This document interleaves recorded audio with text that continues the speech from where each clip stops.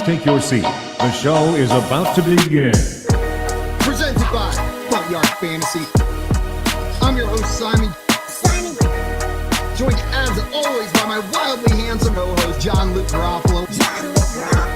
Our friend Coop with us, aka Coop A. Fiasco.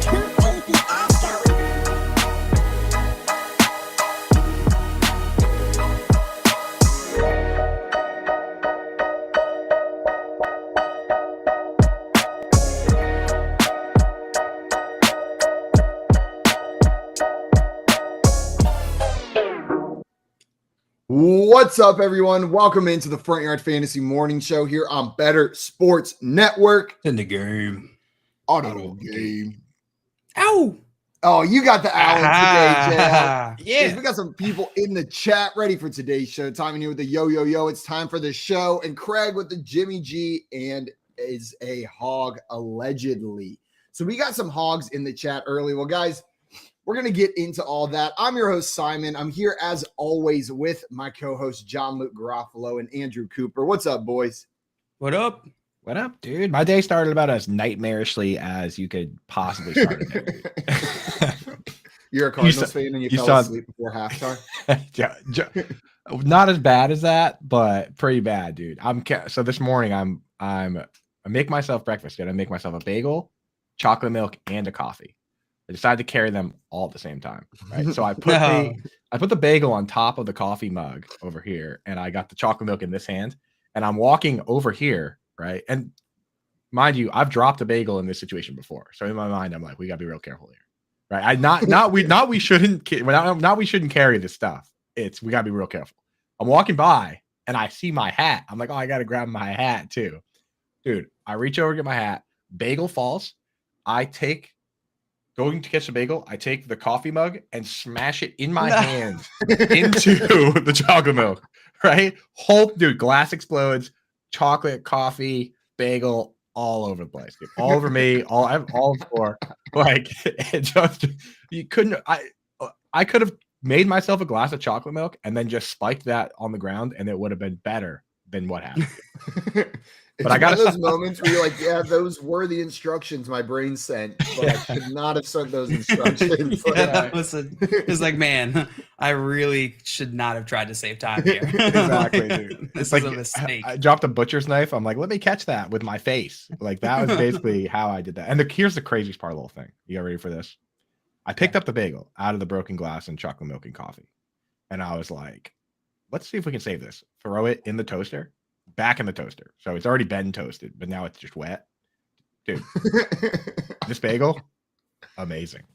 Really? The OJ chocolate milk? No OJ. Chocolate milk, coffee, glass, chocolate milk, glass. bagel. Yeah, and butter was already on it. Bro, I'm telling you, something about this bagel. I think maybe it could have been the fact that it was salvaged and it was probably just 80% of what it would have tasted like, but just the fact that it came back to life, amazing. Probably one of the best things I've ever had.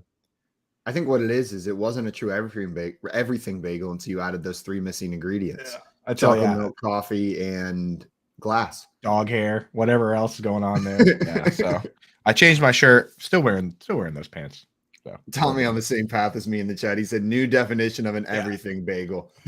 Yeah, we had a little bit more down there to the everything bagel. What is it with like Coop? I'll do the same thing though. I'll be like getting ready for bed and I'll be like, okay. So I need to bring my laptop, my large cup of water. I'll need to bring my chapstick, my phone, and I'm like, you know what?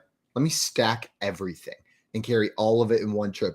The number of times, like, I've been walking with my laptop in my hand with a 32-ounce glass of water balanced on top of it, and I'm like, this is stupid. Yeah. This is so stupid. Like, the whole time I'm doing it, I'm like, if this goes wrong, I'm going to be so mad at myself, but I've already decided this is what I'm doing. It's an evolutionary trait, though. It's like, definitely some like Native American back in the day is like walking, and he's got like 4 deer skin bags like on his pinkies. You know what I mean? And Pocahontas is like, what are you doing, dude? Like, you can make 2 trips. No, it goes all the way back. It goes all the way back through time, I believe. The need to bring everything in one trip. But when in reality, I'm even walking slower because I'm doing that. But it would take less time just to do 2 trips. I couldn't possibly go back and get that hat. It would have been like 10 more steps. Tommy said probably why I wear a hoodie all the time. You got those pockets, and if you're a real hoodie pro, you got the hood too. You can fill that up with stuff. You can throw all your extra things in there and then empty your hood out when you get to where you're going. A little bit of Tomorrow- side, a little bit of hash browns in there. Tomorrow Exactly. I'm putting the chocolate milk in the hood. That's I How see close- Craig in the chat said Jimmy G has and is a hog, allegedly. Craig, you dirty boy. Fact. Well, we know he Fact, has a dude. hog. The allegedly is if he is a hog. He is a hog. Yeah, that's the part that's uncertain. Maria said good morning. We got Jacob in the chat. Said good morning, fellas. Good morning, Jacob. And I saw Jolly Rancher in here saying howdy, howdy, mom. Good Welcome, morning. man. Glad to have you in here. Howdy, ma. Yeah, dude, I knew Colt McCoy was in trouble when they showed that clip of Jimmy G walking in the pink suit, and they showed Colt McCoy scurrying in after him. Did you guys see the clips? Jimmy G walking in looking like a absolute stud supermodel, and Colt McCoy looking like they scraped him off the subway, dude. Like what? Looking like someone not named Colt McCoy. Right. Like, dude, come on.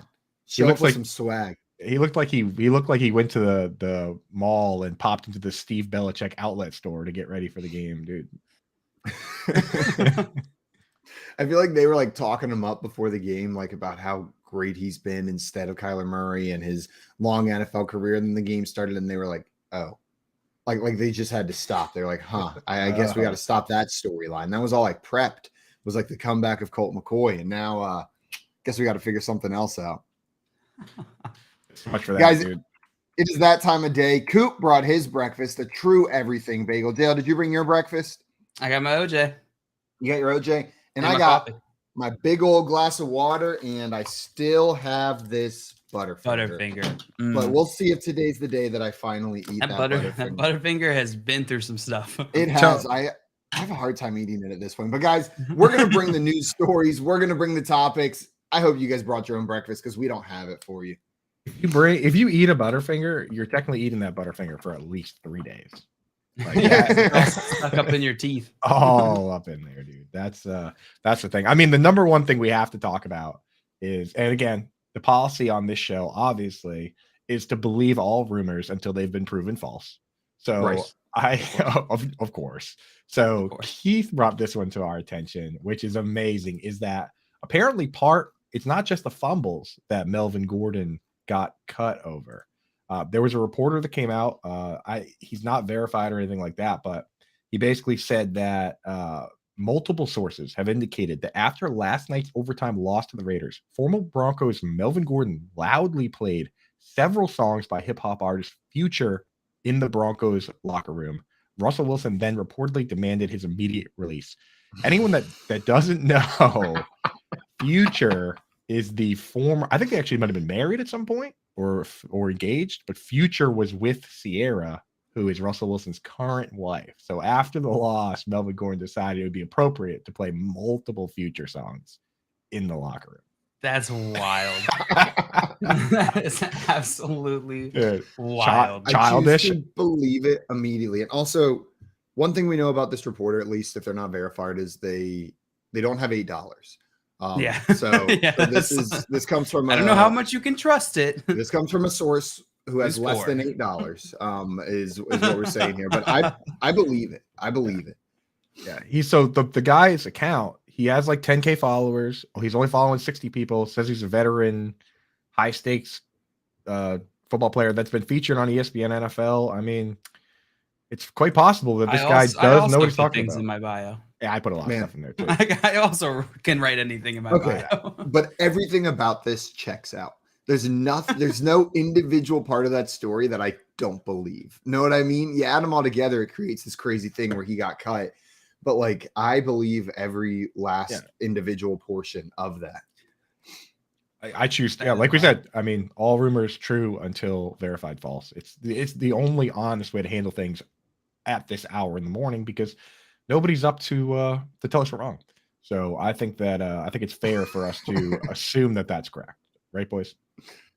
Yeah, 100%. Absolutely. Also, he's coming in with the fact checking here saying Sierra was engaged to Future, but they called it off.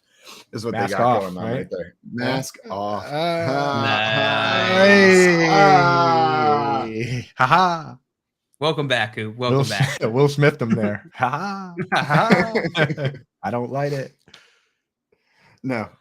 Do you think they would have been as willing to release another player on that team had they blasted Future? Like, do you think Russell Wilson would have demanded, like, if it wasn't a struggling back who fumbled on the goal line, do you think they would have released said player for playing Future songs in the locker room? Bro, that's a hilarious line of demarcation, right? Like, we could do that with every team. Like, it's like, with like, where do you draw the line? Like, what players are good enough that they don't get released if they do that? Like, does KJ Hamler get released? Right? Like, where's Sutton? Cortland Sutton? Like, No, we know he can play a whole Future album in the locker room. And Russ is like, maybe just Jerry Jeudy gets a couple more targets rest of the season, but Sutton's not getting cut. If Kendall Hinton's phone rings and it's a Future ringtone, he's out though. Like, he's too far down the line, dude. Like, that's the funniest place to draw that line. Melvin Gordon, apparently, maybe he could have got away with one song and been like, you know what, I didn't know. I didn't know. I forgot about the team-wide rule that I can't play this song. The hardest I'm part. imagining him just sitting in his locker, Melvin Gordon, not saying anything and just staring at Russell Wilson, just like playing him and just like, and like maybe nodding his head along, but just like looking at him like, yeah, we both know, man. Yeah, we know, dude. Yeah, I mean, just like mouthing to him over and over again while the songs are playing. The hardest part was probably finding two good Future songs. Oh, shots fired. What you got against Future, Coop? I just don't think his music is my cup of tea. Though I do like that one song that I referenced earlier. You don't have tea. So no, I don't have tea. I'm covered in coffee. I was going to say your type of tea is chocolate milk, from what I understand. I'm covered. I am covered in coffee, and I punished myself for my transgressions by when I poured the second glass of milk, it was just regular milk. It wasn't chocolate. You're like, it can't have nice things, Coop. I was like, you don't deserve chocolate milk this morning. So I had just regular milk today. I did make another coffee. So I got coffee on me and in me. Let's go. Let's ride. Something I've learned over the past 2 days that I didn't know about you is apparently you are a chocolate milk fiend. Like, it came up like, yeah, I'm buying chocolate milk at every bar in Europe. And then you get back here and you're like, the day starts, chocolate milk. It's nothing but, are you like powered by chocolate milk? Is that Body by Chocolate Milk? Sponsored. Body by Chocolate Milk. Body by Chocolate Milk. Sponsored by Chocolate Milk. I'm just a big fan, It's and the thing is, that's another one of the things that I thought was good for me growing up, but now I realize it's probably not, Same with every juice though. Like, when you're trying to go on a diet and you're looking at calories, like, juice got a lot of sugar in it. No, it's just pure sugar. Oh yeah, it's delicious. Hey, that's what no one's arguing. Don't look, Jails like it is so delicious. You guys aren't doctors. Do yourself a favor and don't stick look. To what you know, fellas. Stick to what you know. We got Big Trev in the chat. Said morning, fellas. What up, morning, Trev? Big We got Trev. Albert said good morning, everyone. And 2-3 came in. Said Saudi Arabia just beat Argentina. Holy shit. I saw a tweet this morning that said Argentina's like the Chargers of the international soccer world. On paper, what does that mean? Every year you're like, oh, this is the year. This team is stacked. This team looks so good. And then they go in and you're just like, not what I thought it was going to be. Like, that does describe the Chargers. That does describe the Chargers really well. That would make Lionel Messi, LaDainian Tomlinson. There we go. There we go.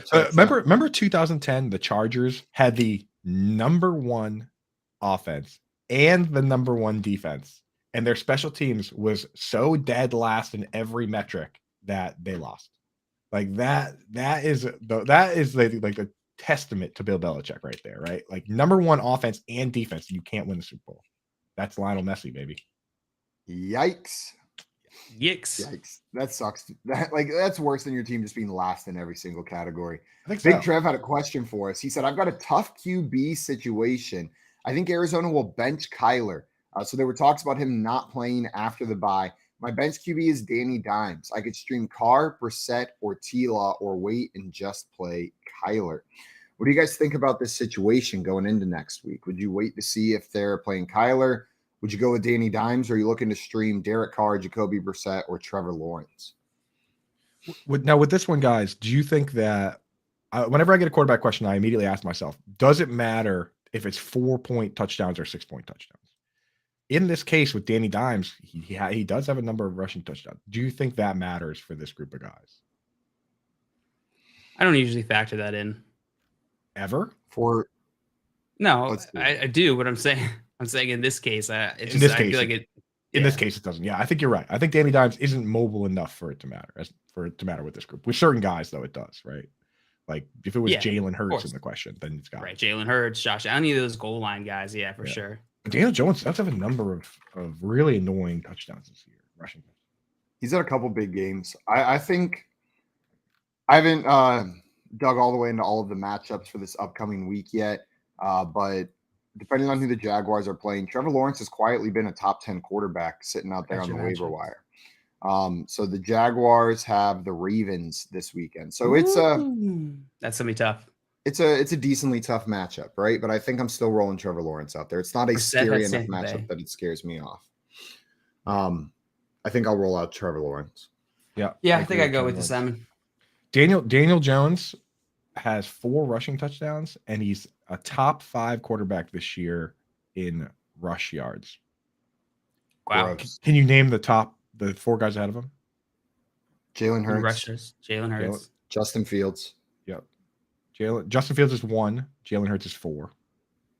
It's the guys you would think. Josh Allen. Lamar. Josh Allen, Lamar, yeah, and then Daniel Jones. It rounds out the top 5 ahead of Mariota, Murray, Mahomes. One of these things is not like the others. Just the boys, dude. The boys, as you would expect. What does Saquon call him? Vanilla Vic. Vanilla Vic, dude. Vanilla Vic. But yeah, Jalen Hurts. Saquon's nickname. You guys are driving down the street in an Uber and you see Daniel Jones just running behind, like, guys, you forgot about me. Like, just hand in the air, like, I thought we were all going to Dave and Buster's. No, we didn't. He's got more rushing touchdowns than Lamar Jackson. Wild. Crazy. Speaking of Justin Fields, we did get an update on his injury yesterday. He suffered a left shoulder dislocation, a painful injury that he somehow played through on Sunday. So he's day-to-day. His status for this weekend is still determined. But dude dislocated his shoulder and came out there and finished the game. Wild. That dude is – man, that dude's tough. The more quotes I hear from him and about him, the more I like Justin Fields. Last week we got the banger of a tweet that he was asked like how he was feeling. He was like, my legs hurt. Not from the hits. I've just been running so much. Like that's what a quote. And then this week, he dislocates his shoulder and plays through it. Like he's a monster, but this does affect his fantasy. Like even if he does play this upcoming week, it affects his upside seriously that this is the kind of injury that he's dealing with. Like if he's playing with a day-to-day shoulder injury, they're going to be running him less, you would have to think, right? Yeah. Shoulder dislocation like that, I feel like they're going to want to protect him a little bit more. Although, yeah, it's not like the Bears are making a playoff run or anything, but protect their future franchise QB. Yeah, that's true. It's because they're 3-8. So, you're right. There's absolutely no reason. There's no reason. Right. No. Tommy in here saying quickly becoming my favorite player. Yeah, isn't he vegetarian too? Vegan? One of the two? Really? Maybe. I think we learned that last year. I thought that was J.K. Dobbins. Maybe Justin Fields. Pretty sure we just went over this like a few weeks ago, I think. We'll see. I'll fact check it. Yeah, fact check that. Type in Justin Fields vegetables and see what comes up. Yep. He's a vegan since 2020. Wow. 2 full years. That's what's happening. He's unlocked his vegan powers. Body by Impossible beef. Justin Fields. Impossible beef. I'm not gonna lie, even as a omnivore that I am, I do actually really like the Impossible burgers to the point where Good. I'll just because I know they're slightly better for me and also for the environment, I will I'll eat those fairly regularly compared to the regular burgers. In the summer, if it's like 4th of July, I gotta have a little more respect for this nation, and I will have a real burger. But I do like Impossible burgers. Yeah, no, it does help the environment. That's actually why I started cutting out beef. Was the first thing, was environmental reasons, and then just kept going. But don't have to go like full vegetarian. You could just eat slightly less beef and you're helping. I cut out beef because it's disgusting and leaks brown liquid when you cut into it. I'm gonna throw up if you keep talking. I will legitimately throw up on the stream. I do not like That's how I know Impossible meat is good. It tastes too much like beef for me to like it. You know what I mean? Like I ordered it one time and I was like, I don't like beef. Why did I think I would like this? Right. They nailed it. Absolutely nailed it. That's true. Yeah, it's not made for you. Not for me. Not for me. I saw a tweet from Kenyon Drake yesterday. Did you guys see this? He said, LOL, I know folks on fantasy mad I didn't try and reach the ball at the pylon yesterday. We're up 6-3 in the fourth, and if that ball slips out of my hand or they knock it out and it goes through the back of the end zone for a touchback, boy, oh boy. He said, Boy, can't oh think boy. for yourself, gotta think for the team. But he did boy oh boy with that emoji that goes like this. Yeah, I mean, You know what I'm talking about? that is the big that rule, man. Every time, the thing is about that rule, every time it happens, I'm like, that's so stupid. And then I think to myself, how else are you going to deal with it? Like, how else would you deal with that play? You can't give You the can ball make it- back. You can make it out on like the one, but I don't. That you could argue that gives the offense an advantage, right? Like they could just fumble forward. But I think there's a fumble I forward got the rule. solution. Make it a touchback for the team that fumbled it through the end zone. Put it back at the 25-yard line. Oh, They that's a good get the one. ball back. You fumble through the back of the end zone. That sucks. It's a touchback. You get the ball But then back. but then they could just use that to What just like what beat down is clock. it? What down is it? Oh yeah, You you're lost right. the down. You lost the down, and you get the ball back on the 25-yard line. So it's still a loss of down. Like it's a play, and then you get the ball touchback. That's what I would do. That would be like Oh, they no. punt them back. They just can't touch it all the way back. You're on the 1-yard line. You go to punch it in, fumble it through the back of the end zone. It's a touchback. It's such a devastating. Now we got to situation. redo that whole thing. Thanks. It's like a Kenyon. 24-yard. I mean, it's better than coughing the ball up to the other team, right? That is brutal. It's a good Absolutely point. It's a brutal. good point, Coop. Though it's like I don't actually know a better way to handle that. Every time you're like, that's dumb, but then you start thinking about it, and you're like, Makes But sense. this whole thing is dumb. Yeah, but Look look at the shape of the ball. I think and then you get too deep, and you're like, we're all made of the same stuff as stars, and, you know. So you just really don't want to go down that rabbit hole. That's why we should probably move on to another topic. And I want to just give a quick shout out. I'm wearing my Bruins shirt today. It has chocolate milk and coffee and bagel on it, but B for bagel. I'm wearing B for bagel, also B for Bergeron. Patrice Bergeron with his 1,000th point yesterday, and that's Wow. as a guy who is a forward, but one of the best defensive forwards in the league, probably a lock first ballot Hall of Famer. So had to give a shout out to my boys, the Bees. Let's go, Patrice Bergeron, 1,000 points. Shout out Patrice for 1,000 points. It's crazy. Hockey's crazy like that. Like we talked about the kid yesterday that scored the goal at 19. Patrice Bergeron's been in the NHL since he was 19. So he's like an 18-year veteran or something insane like that. But he's still 37. So it's like crazy to think that he could play even longer. Like Yager played till he was like 40 something.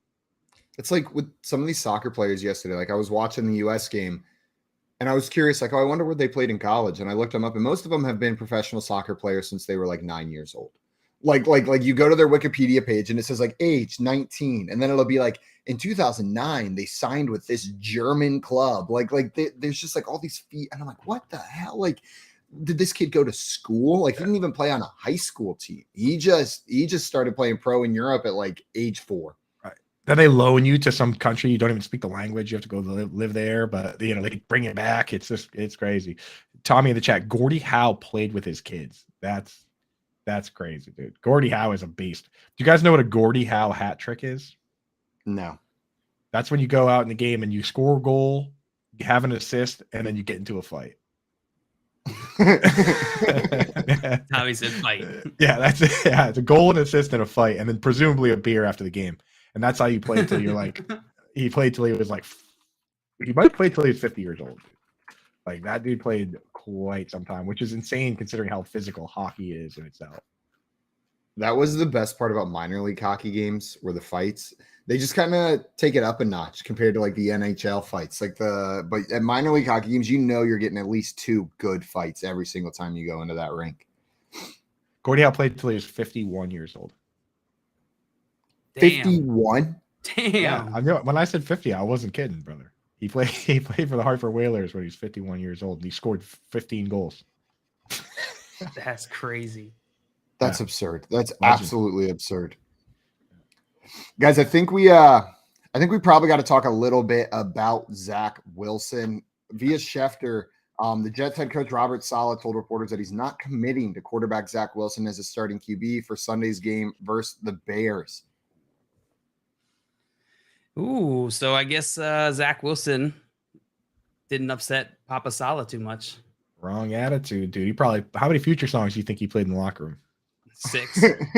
At least 6. You can't play 6. You can't even find 6.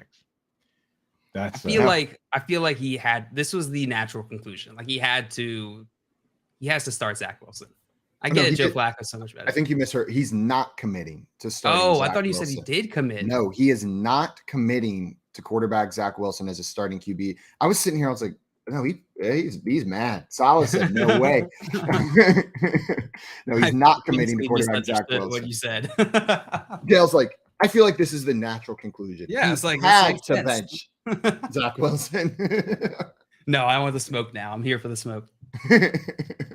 It still could come down to Zach Wilson starting, Joe. Do you expect that, or do you think we see Joe Flacco or Mike White in here? I expect Zach Wilson to start.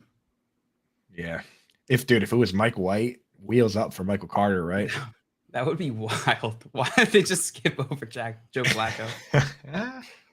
Maybe it's out of respect for him because, like, right now, everyone has such a good taste in their mouth of Joe Flacco. I regret Don't ruin it like that.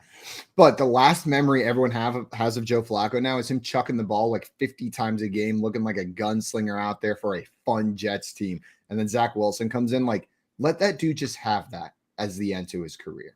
Right. Keith said he was terrible. So everyone but Jets fans loves Joe Flacco with his with what he did this year. I love watching Joe. His Flacco. QBR was like bottom 3 in the league. Like it was like only Baker Mayfield and Justin Fields were worse during that span. But I liked it for fantasy football. He threw 158 times or something ridiculous. Absurd. Do you think Joe Flacco gets the start, Coop?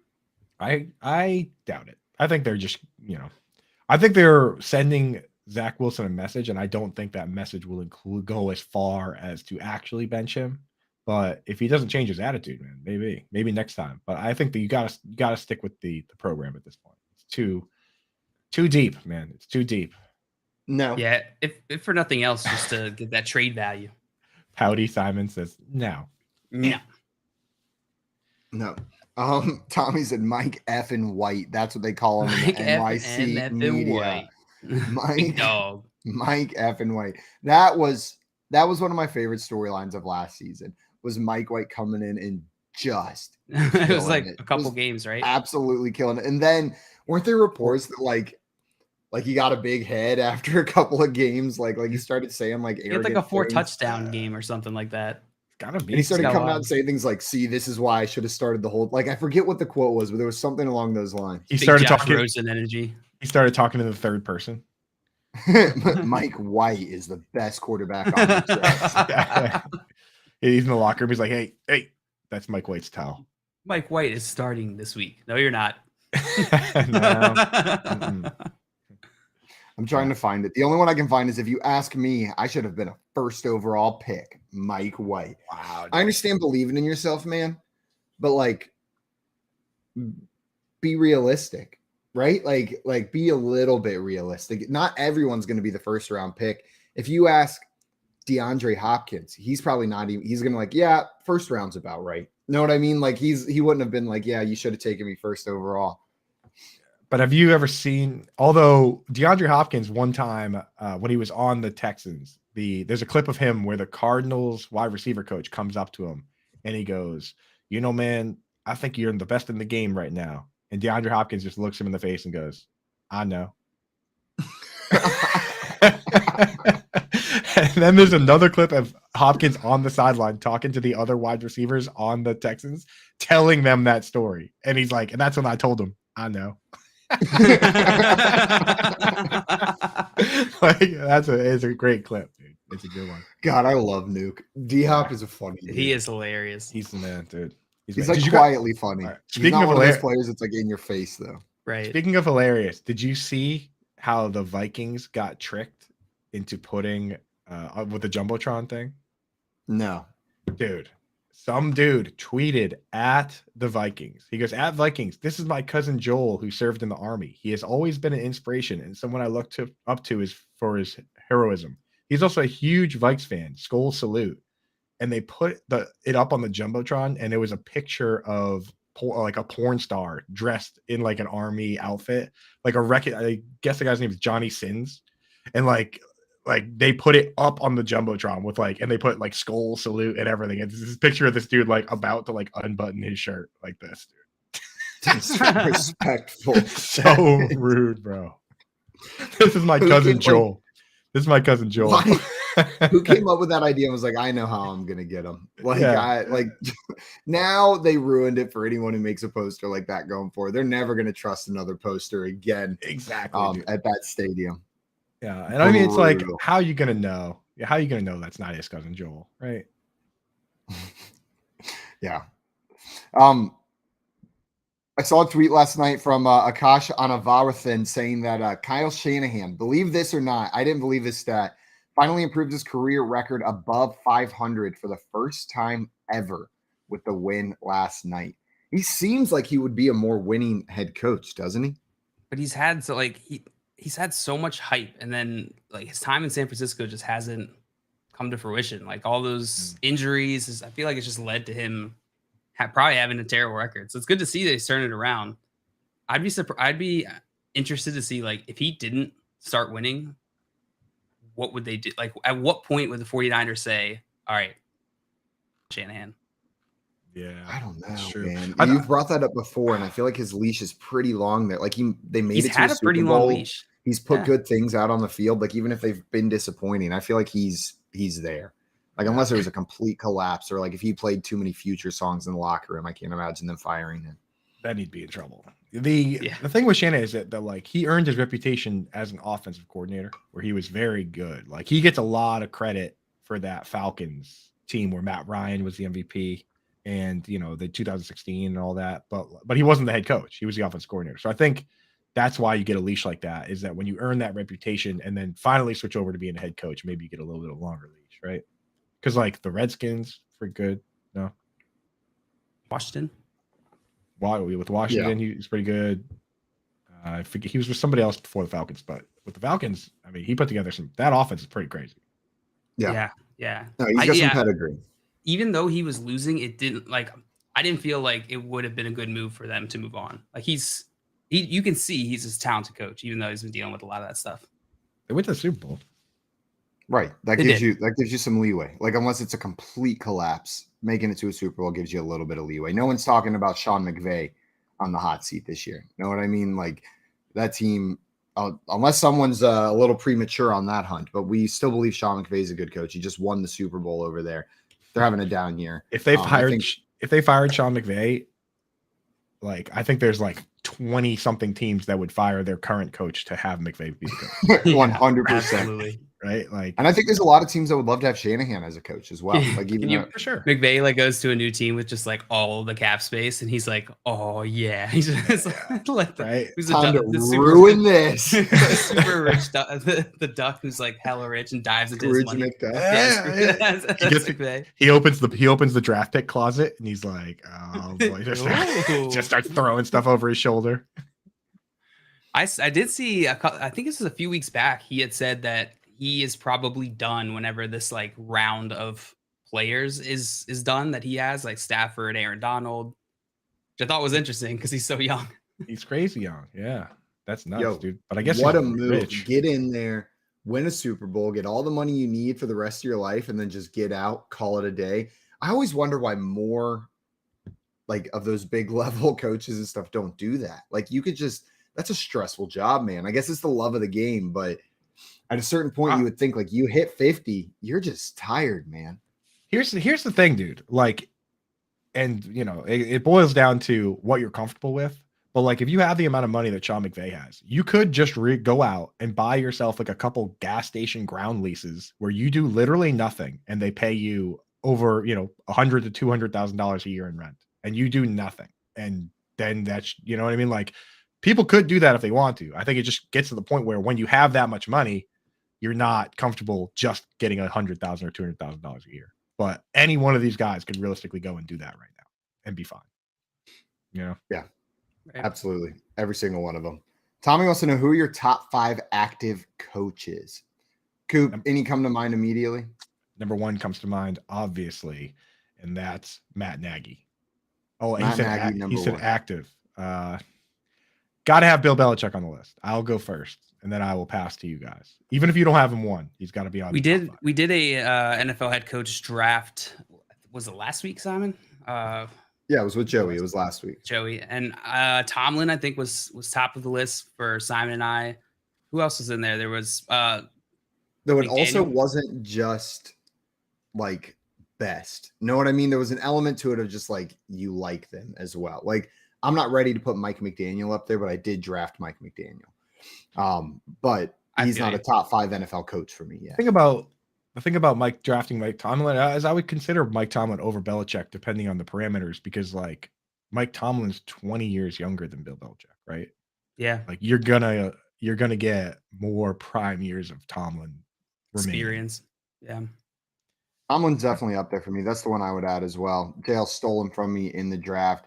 Andy Reid has to be up there, right? Like we got to put Andy Reid on that list. Andy Reid's definitely on the list. Yeah. I would throw McVay in there. I think it's worth throwing McVay in. Like, what he's done is not an accident.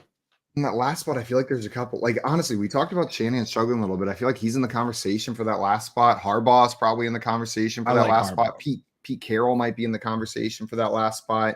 Pete Carroll's actually older than Belichick, believe it or not. Pete Carroll's the oldest coach in the league. He's in his 70s, right? 96. Oh yeah, sorry. I would consider Mike Vrabel. I like Mike Vrabel a lot. Guys we like. I think he's hilarious, you know. Remember that time he had that guy pooping during the draft? What'd you say? Remember when Mike Vrabel had that guy pooping during the draft in his house? No, I've never heard that in my life. Do I need to Google this? You know what I'm talking about, right? I actually might not know what you're talking about now. During the draft, like 2 or 3 years ago, it was at home because I think the pandemic. So his war room was like in his living room. And I remember this now. I was like, what? This is like a big thing. It's a big story. Oh, it's his son. He's sitting on the toilet. That's amazing, dude. And what are they all doing? What is this picture that I'm? You've never seen this?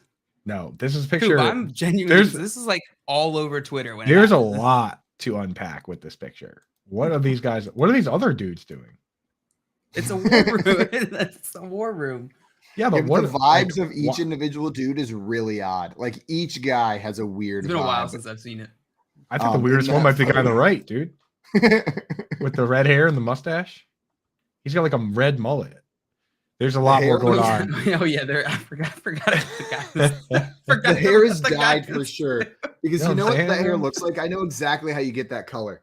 You bleach your hair for some event, and then you think, oh shoot, I gotta get my hair back to its natural color. And then you can't get it back to its natural color. You like buy 5 different boxes of dye at Walgreens and you keep trying over and over again. And then you end up with this weird like red, brown, blonde mixture that's completely undescript. That's the hair color that he's got going on. Now, I got to ask you, this picture brings up one important question. In your own house, do you poop with the door open if you're the only person home? It depends on the door. And this is like a real fear of mine.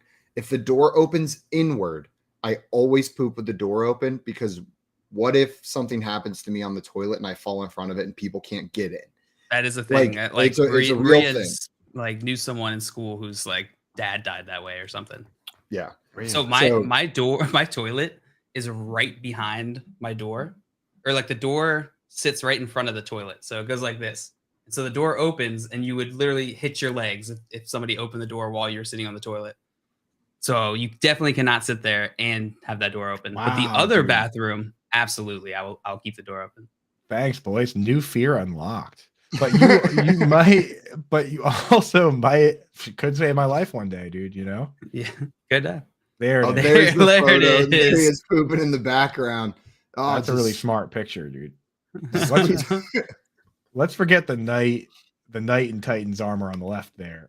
Can we get that picture back up for one more second? We got some more to break down in here, Keith. Forget the knight in Titan's armor on the left, dude. It's the guy on the right. Out of everyone in this picture, that dude is the one that has made the longer lasting bad life choices, I feel. You guys are absolutely right. This picture is way weirder than I thought. Because if you look closely, that hair, that like dyed hair, is a mullet. Like it goes down. It's here. Right, it's at neck level, so that's a tough look, bro. That's tough. I like to imagine when Vrabel's at home, like working from home. This is just what the background looks like always. Like there's just always these guys standing behind him. Like if you ever Zoom called Mike Vrabel, these guys would just be in the background. Like he hires them as his entourage. He doesn't actually know them. Like they're on a payroll to do what they're doing there. Yeah, exactly. Yeah, these are hired guns to stand there and make them look tough. Is what we got. He's making very serious decisions for the future of the organization. Very serious decisions.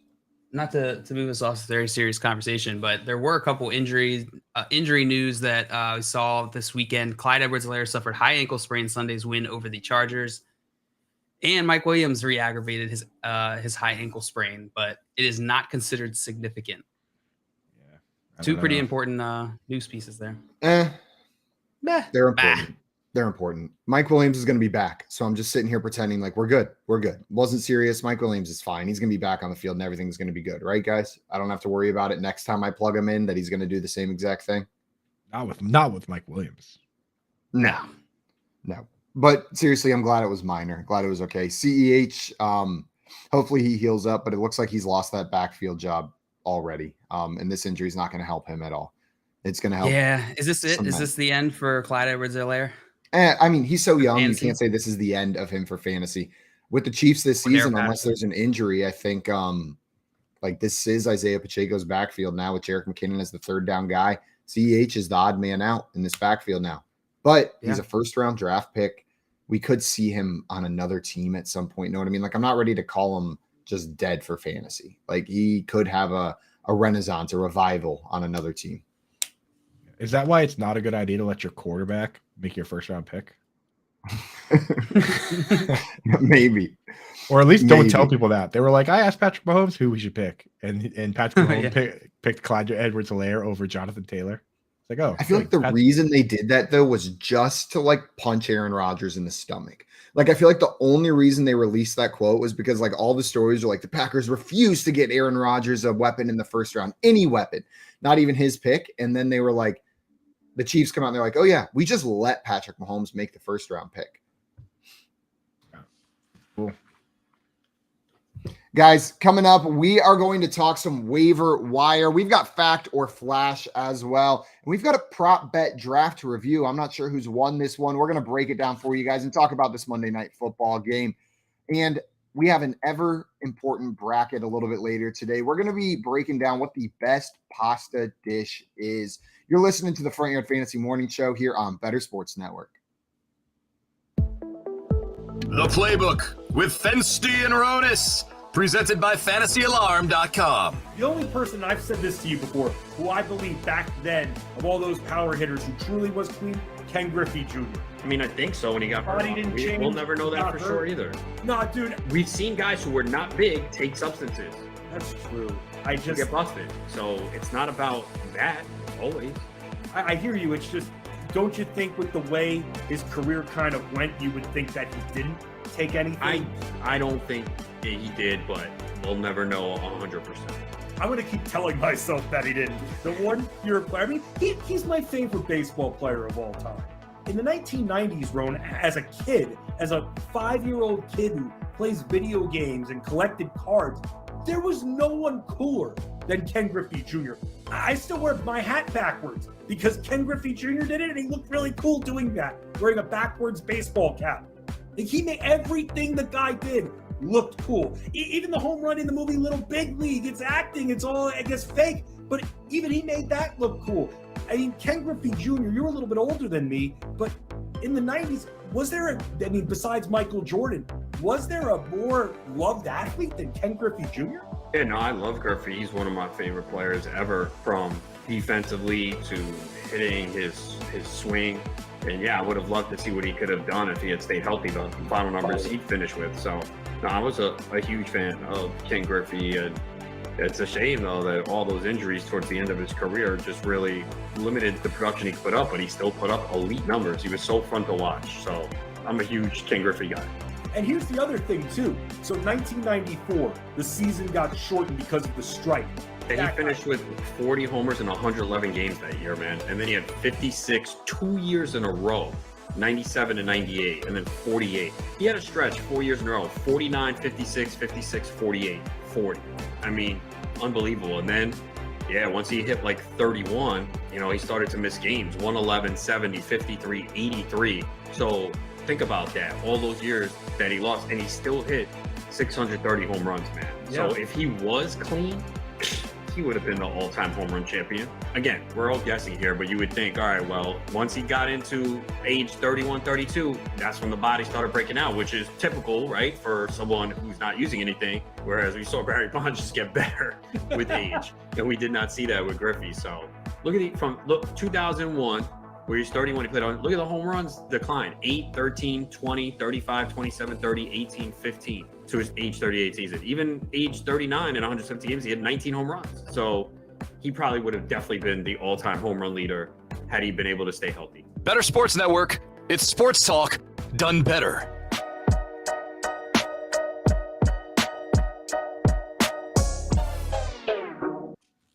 What's up, everyone? Welcome back into the Front Yard Fantasy Morning Show here on Better Sports Network. We got some people in the chat over on YouTube joining us this morning. Dustin saying, good morning, fellas. What's up, Dustin? Welcome in. Glad to have you, my man. Dustin. And Trenton in here. What's up, Trenton? Trenton saying, whatever. who needs Mike Williams when you've got Josh Palmer? Apparently. I mean, Apparently. after this week, There you go. I don't know that we can blame him. Dude, shout out Palmer from the Toronto area.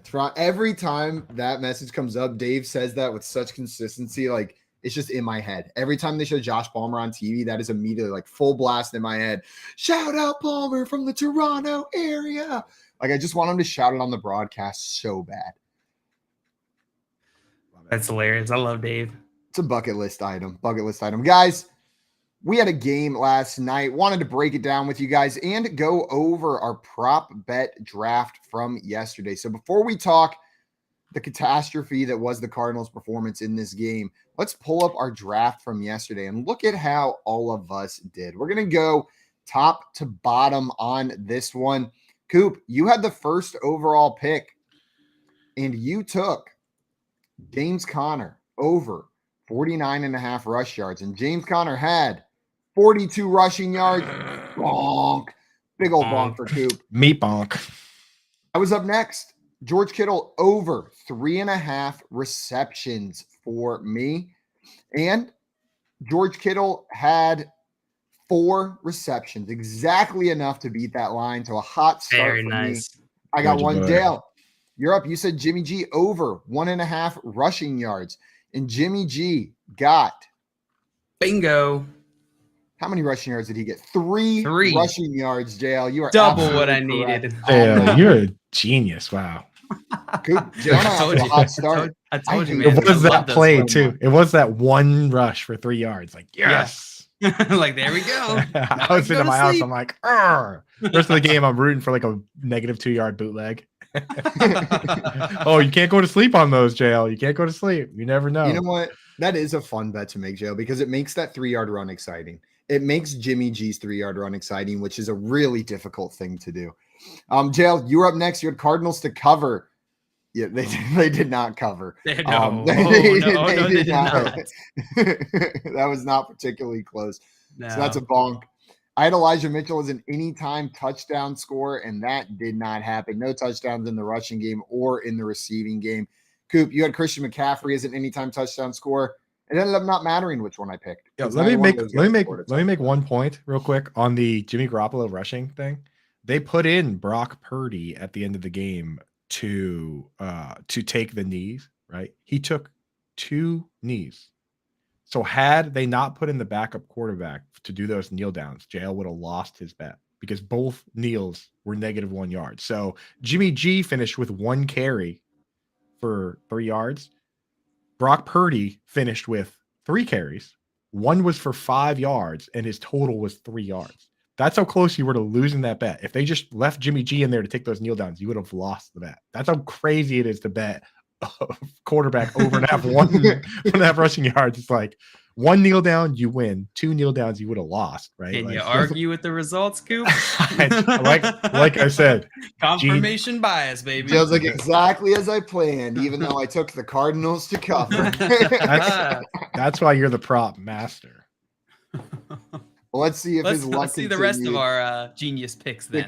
You and I both Let's see how lost. smart you guys are. We both lost on the touchdown score. Coop, so far, Jalen and I are beating you 1-0, each of us with one. Who's the touchdown scorer? Go through them. We did. I went through, but I said them both out Which loud one? already. Elijah Which Mitchell, bonked.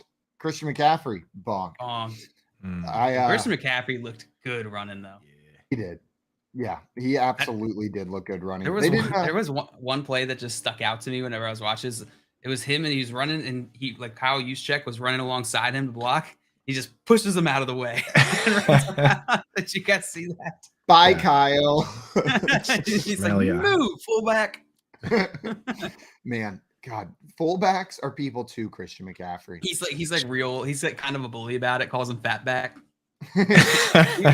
We got to get some t-shirts. Kyle, useless, right?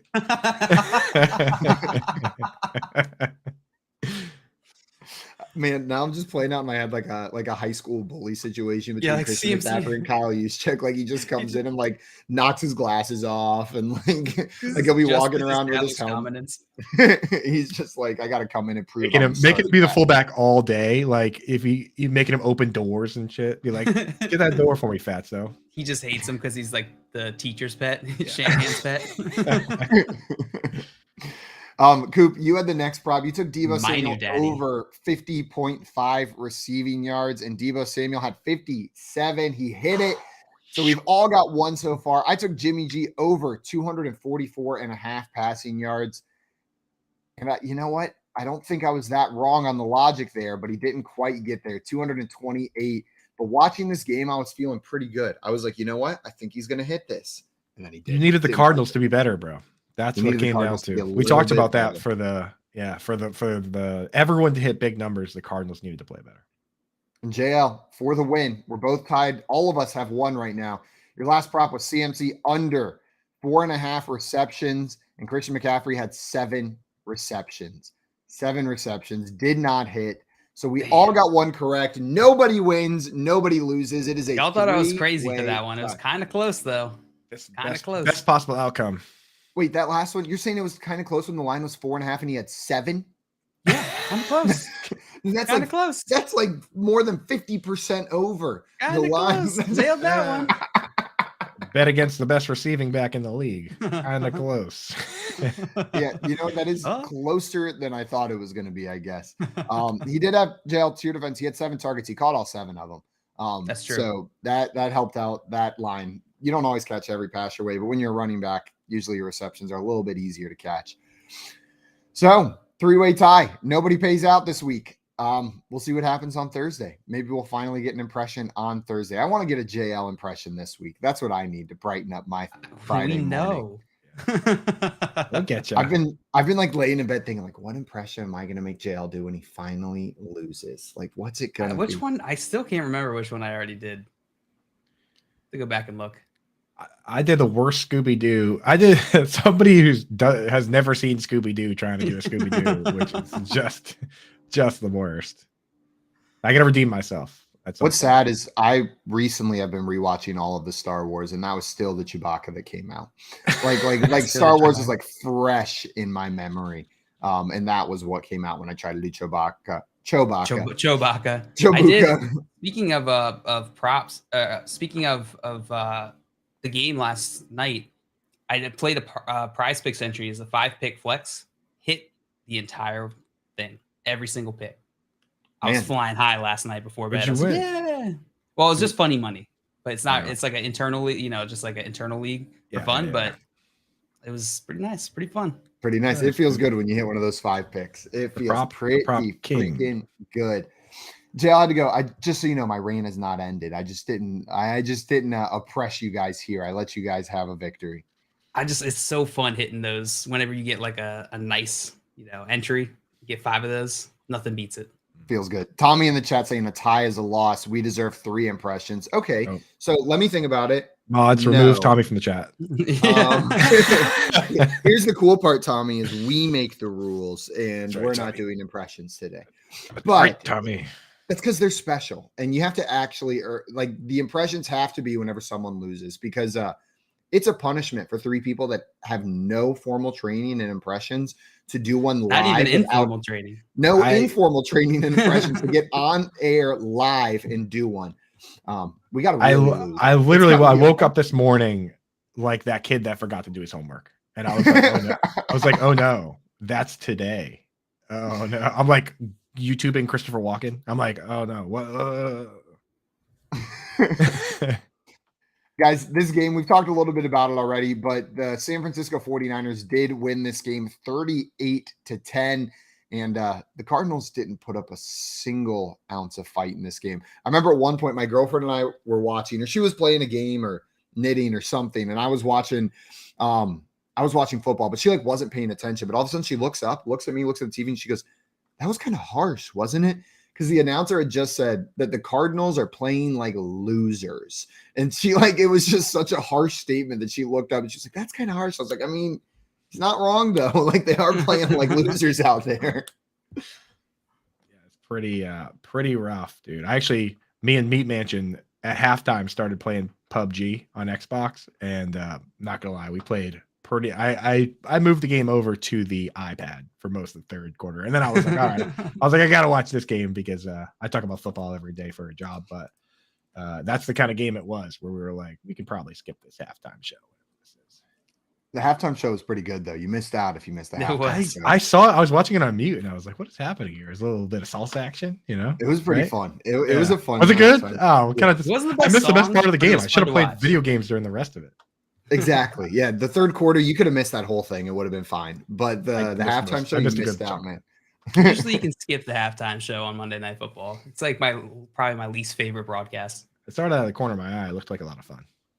Yeah, it was. It was. You missed out.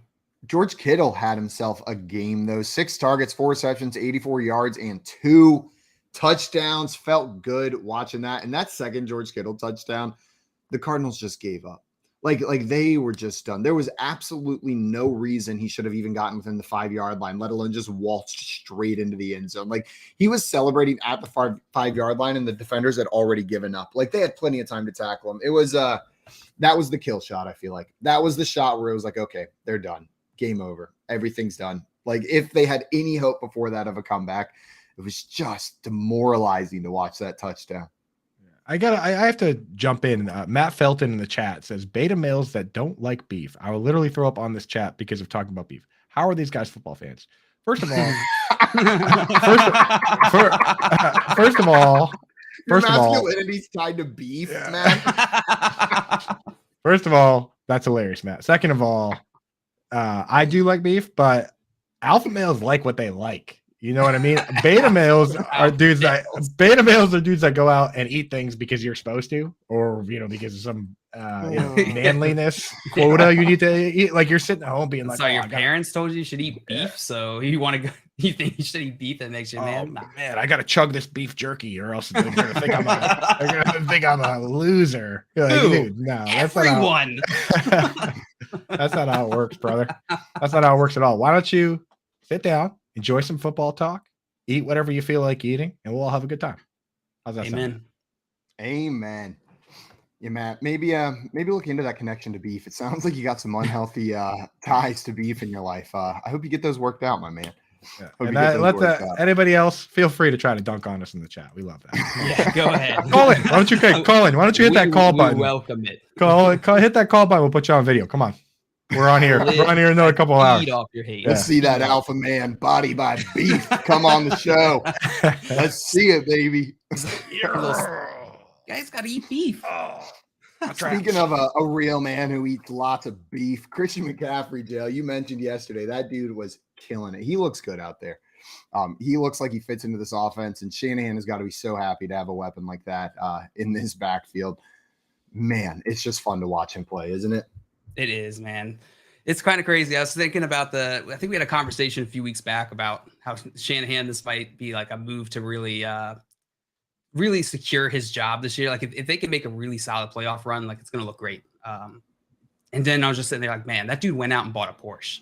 He just went out and bought like a ridiculous car. And it's got to be super fun as an NFL coach. Just have that weapon.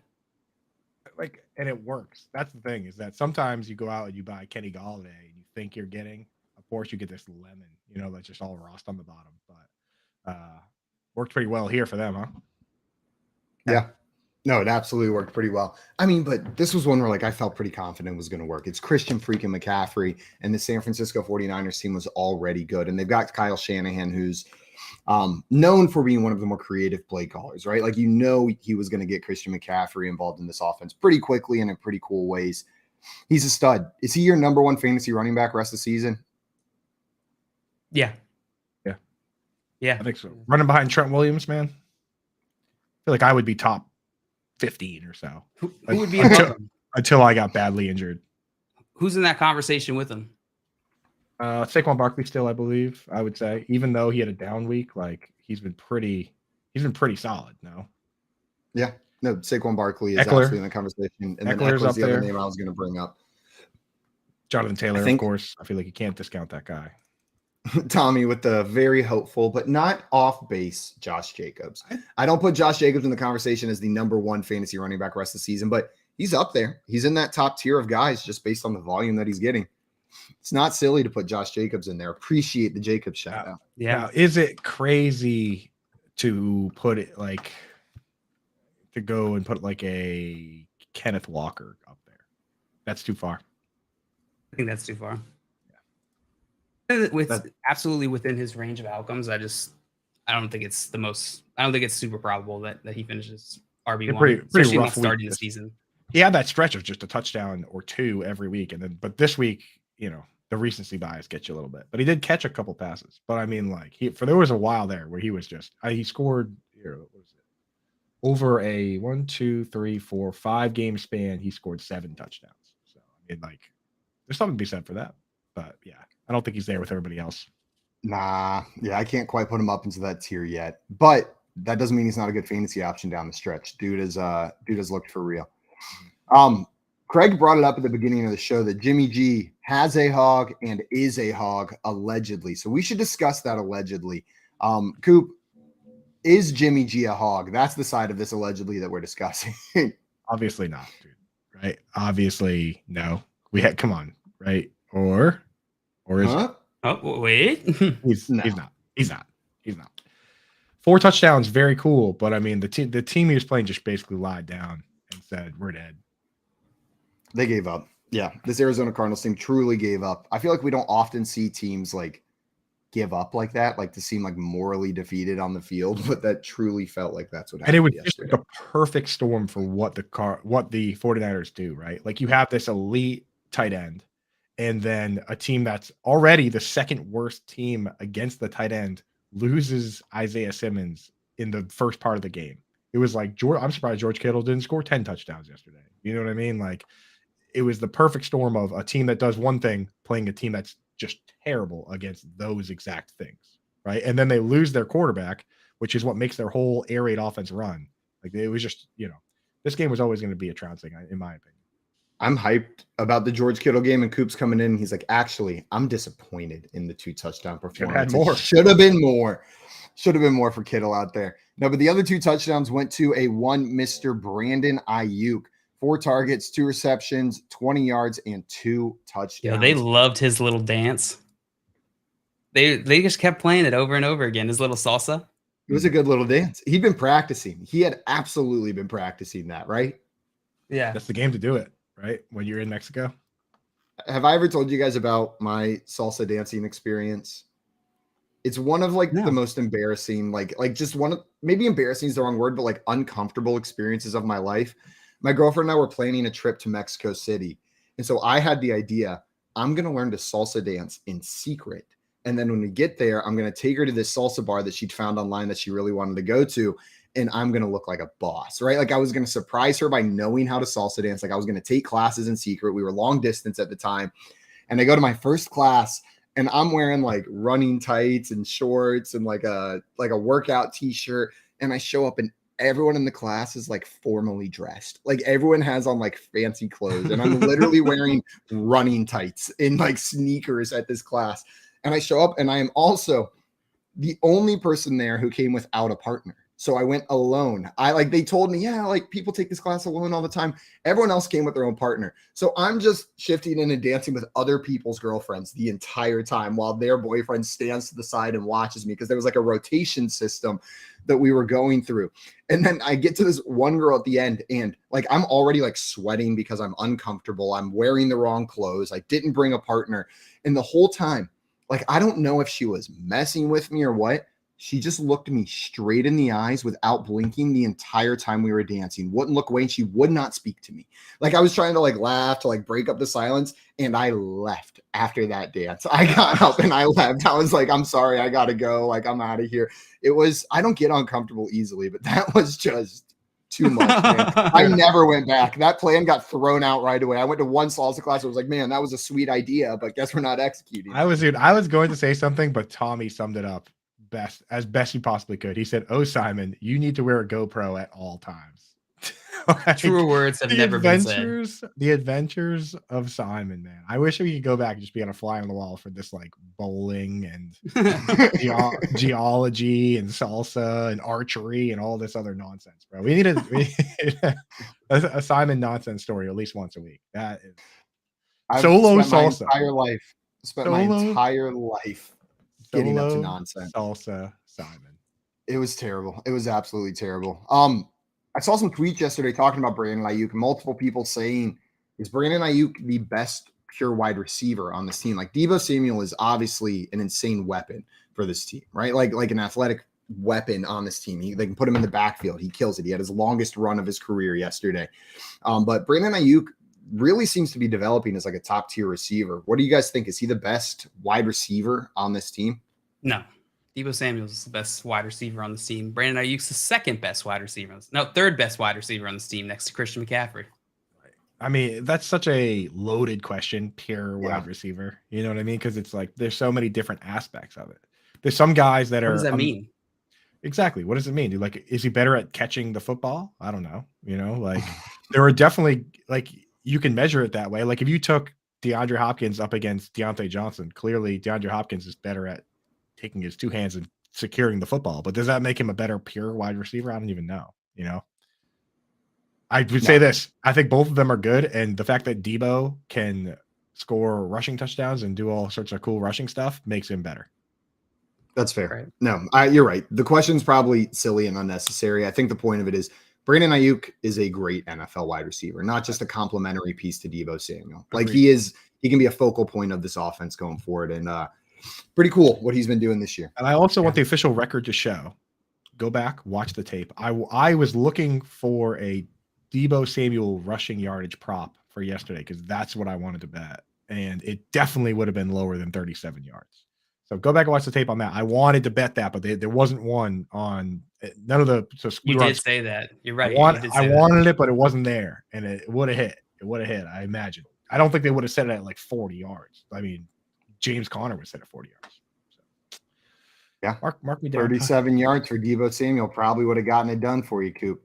Mark it down. That was a pretty sexy touchdown by Deebo yesterday, though, right? Like that was just fun to watch. I love whenever they get him going in the rushing game.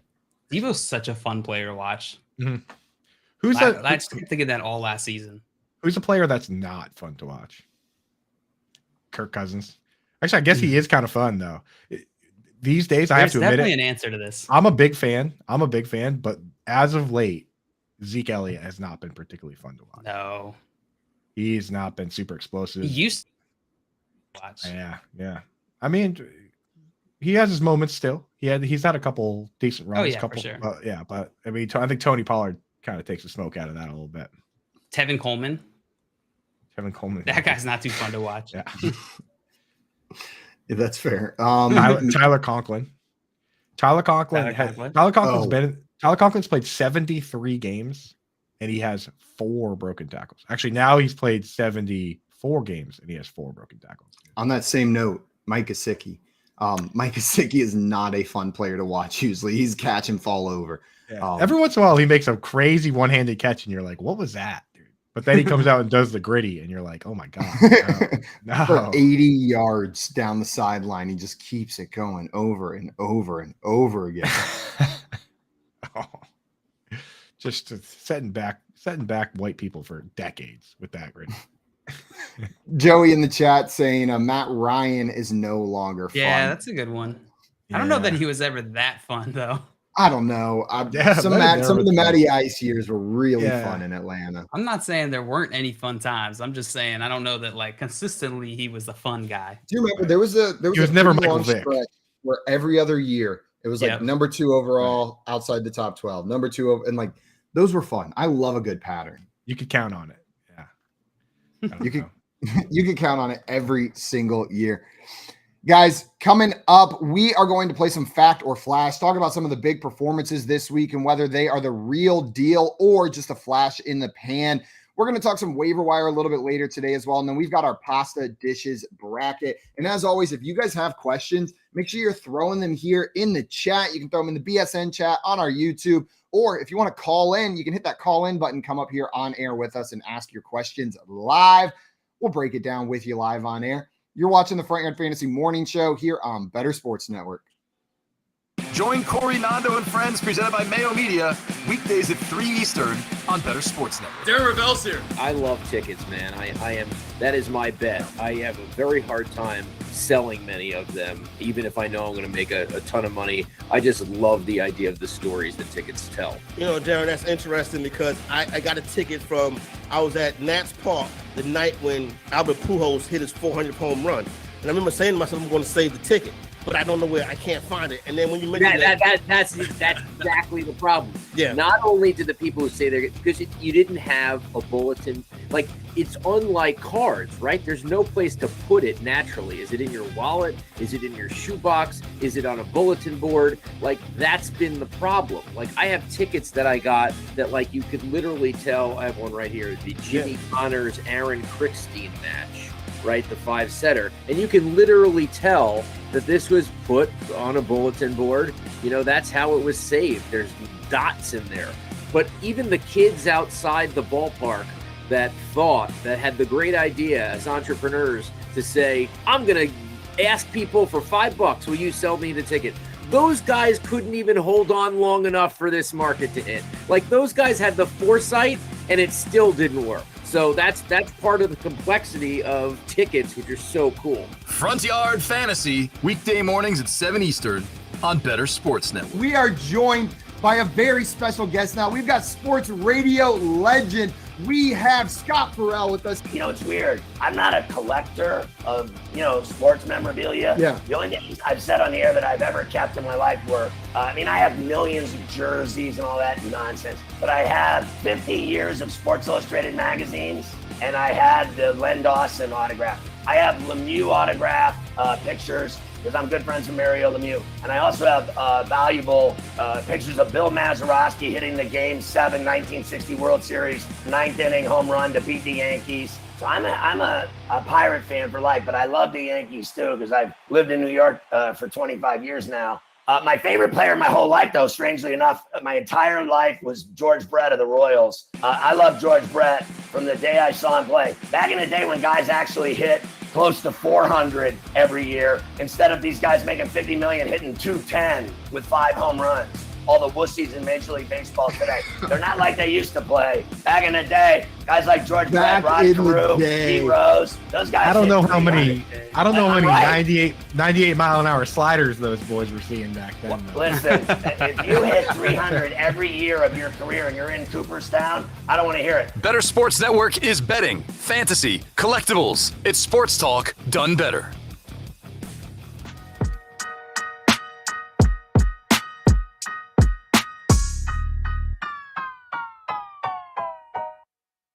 What's up, everyone? Welcome back to the Front Yard Fantasy Morning Show here on Better Sports Network. We are about to get into some fact or flash. This is where we go over players that had some big performances this week, maybe some surprising ones, and talk about whether they were a fact or a flash this week. Dramatic pause, not me losing where I was in the middle of a sentence. That's not what happened at all. But your response to that was just staring, like you got staring at the camera. Well, because here's what happened. I kept thinking, oh, it's going to come to me. It's gonna come Coop's like if I muted. just sit here, it's gonna come right back to me. That was sleep deprivation. Is what that was. Every time you do that, like it made me think like, oh no, something's wrong. What's happening? Like, oh, What's he gonna say? What's that word that's gonna come out? Coop's muted. Uh-oh. That's what's wrong. Is I was just waiting for Coop. We don't got Coop. That's okay, guys. We've got this list of players that we're gonna run through while we're waiting for Coop's technical difficulties to get figured out. JL, the first player I wanted to talk about in this fact or flash segment was Baltimore Ravens wide receiver DeMarcus Robinson from this past weekend. Dude had 9 receptions, 128 yards in this game. Is DeMarcus Robinson fact or flash? DeMarcus Robinson is flash. He is the absolute definition of flash. And I know this because I've loved him since all the way back to Patrick Mahomes' rookie season, where I really thought that DeMarcus Robinson and Patrick Mahomes were going to be a thing. That was not the case. DeMarcus Robinson, he's good, but he is not consistent or good enough to get consistent opportunities. No, wide receiver 6 on the week. It was 9 targets for 9 receptions and those 128 receiving yards. But Rashad Bateman's going to be coming back. So that was kind of my final point here about he's the definition of flash because he's not going to be the main guy there. Hello. No, he's not going. Oh, there we go. We got Coop back. Damn, I had such a good joke. I was going to say that Simon was staring in the camera like a girl in a salsa contest with him. Man, that was pretty good. Man, the timing. Is my mic sound all right now? Is it? Yeah, it sounds hot. Sound crisp. Check 1 2. Give us your sultriest voice. Good morning, everyone. Oh my God. Dear Lord. Yikes. Look out now. And we'll be back from break. I guess I asked for it. That was what I asked you to do, Coop. But man, I was not expect ready you to get that low. Yeah, we get nasty out here, dude. Good morning. Good morning. 8:15 on the East Coast. Coop, JL says DeMarcus Robinson flash on his 9 targets, 9 reception, 128 receiving yard game.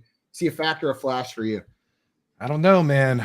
The thing is, we only got to see him play with the best quarterback in the league for 4 straight years, and he did nothing.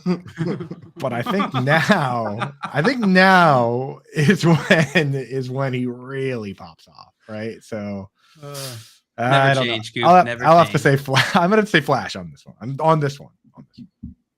Yeah, it's going to be flash for me as well. JL, the point you brought up, Rashad Bateman's going to come back.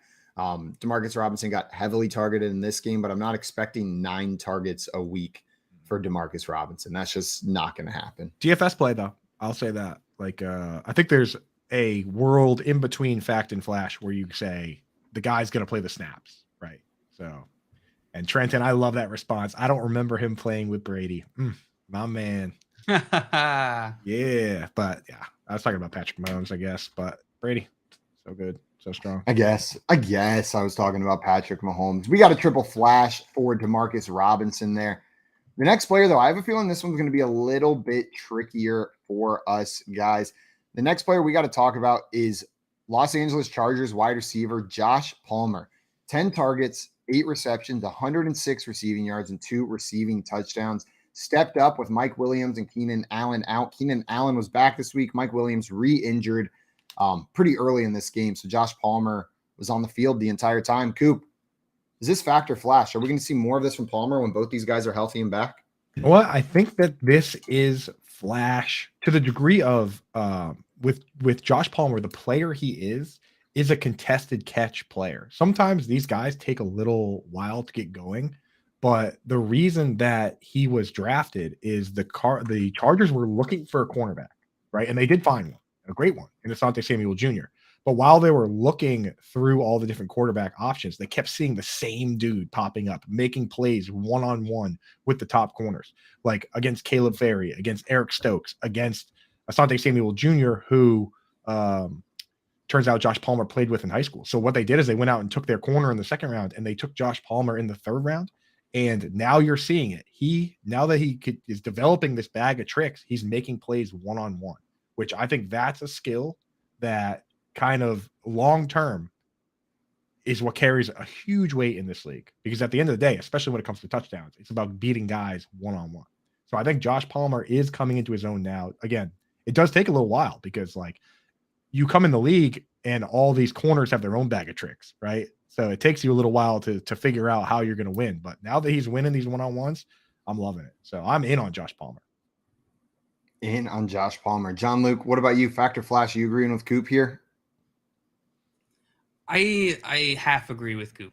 Yeah, I think Joshua Palmer is the third best option on this team. And until we see these other two fourth guys. best, Joe. I'd say fourth best.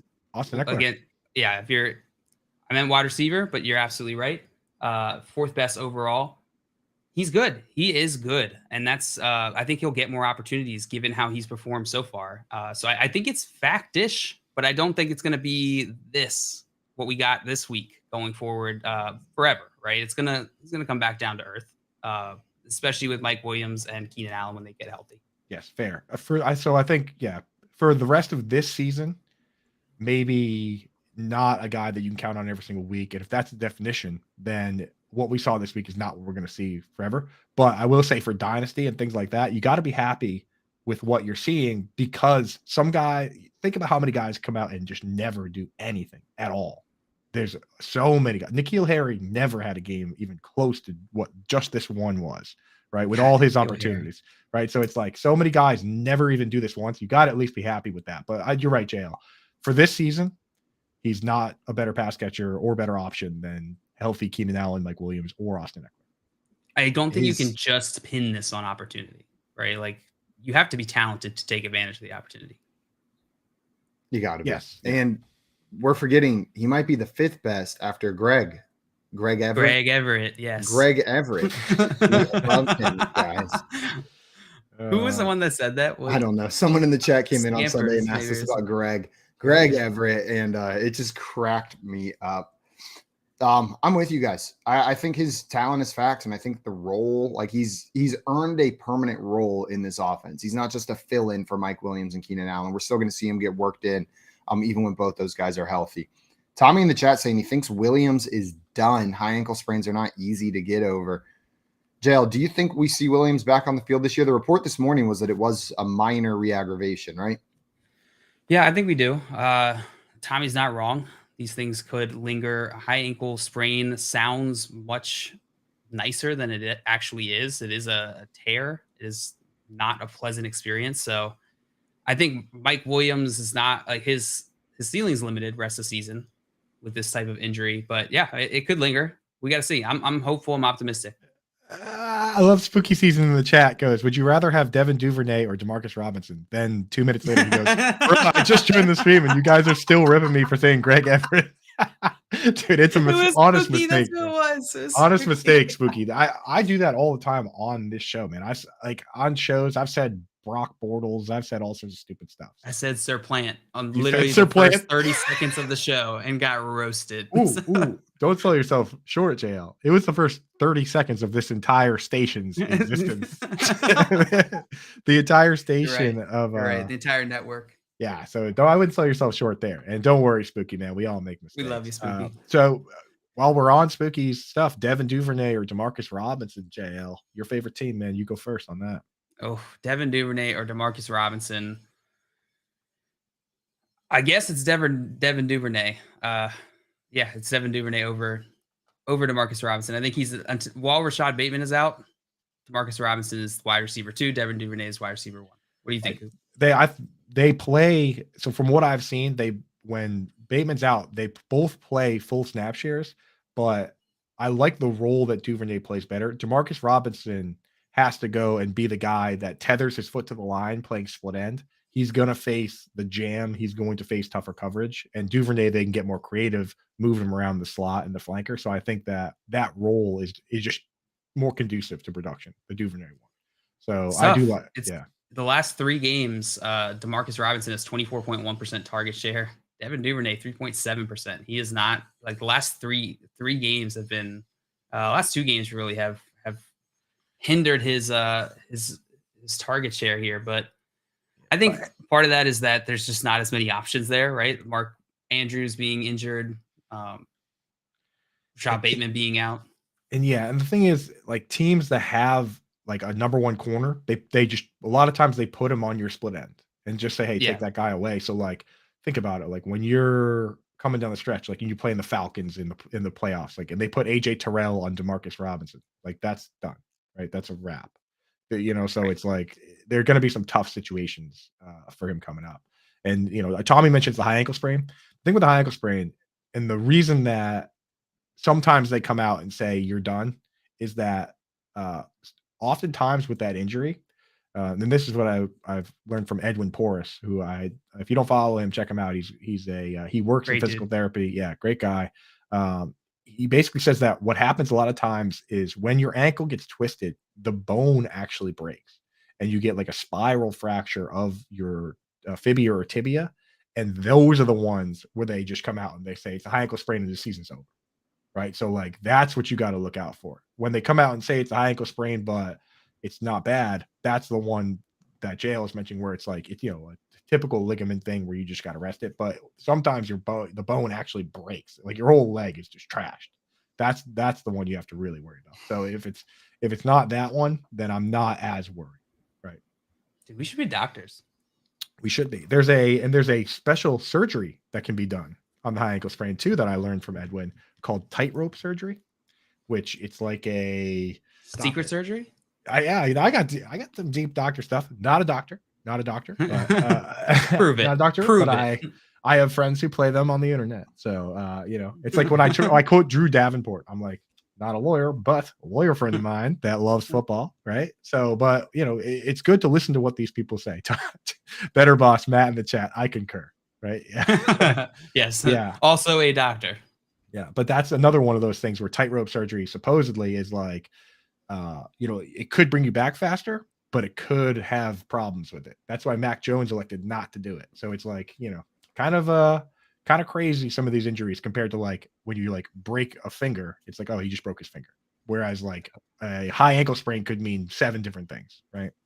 I'm not getting anything done named top ropes or like tightrope surgery. Like, there's nothing that inspires less confidence than a tightrope. I'm already iffy and I'm already concerned going into surgery, and then you throw in a tightrope situation. I'm like, okay, now this sounds extreme. Who's walking on a tightrope here? Because if it's me, it's going to be bad, and if it's the doctor, I do not want. Can't we just do the non-tightrope version of it, please? Tightrope sounds bad. It's slackline surgery. Like let's just get a slightly bigger strap. The names should all like line up better with what they are, right? Like turf toe is like, oh, it sounds fine, but it's actually terrible, right? Yeah. Whereas like Tommy John sounds like a good dude that you'd go have like a beer with, but then when you watch if you watch like an animation of what the surgery is, it is horrific. Tommy John surgery is like they just like cut, like take a ligament from some other part of your body and turn your arm into a trebuchet. I'm gonna leave again. Suddenly my connection's bad again. All of a sudden, if you. Weeks. I like Craig's comment here said dodecahedron fractures are even worse than spiral fractures. Wow, dude. Dr. Greg in the house, dude. Dr. Greg. I don't know if you guys mentioned this comment while I was gone, but spooky season came in here and said, bro.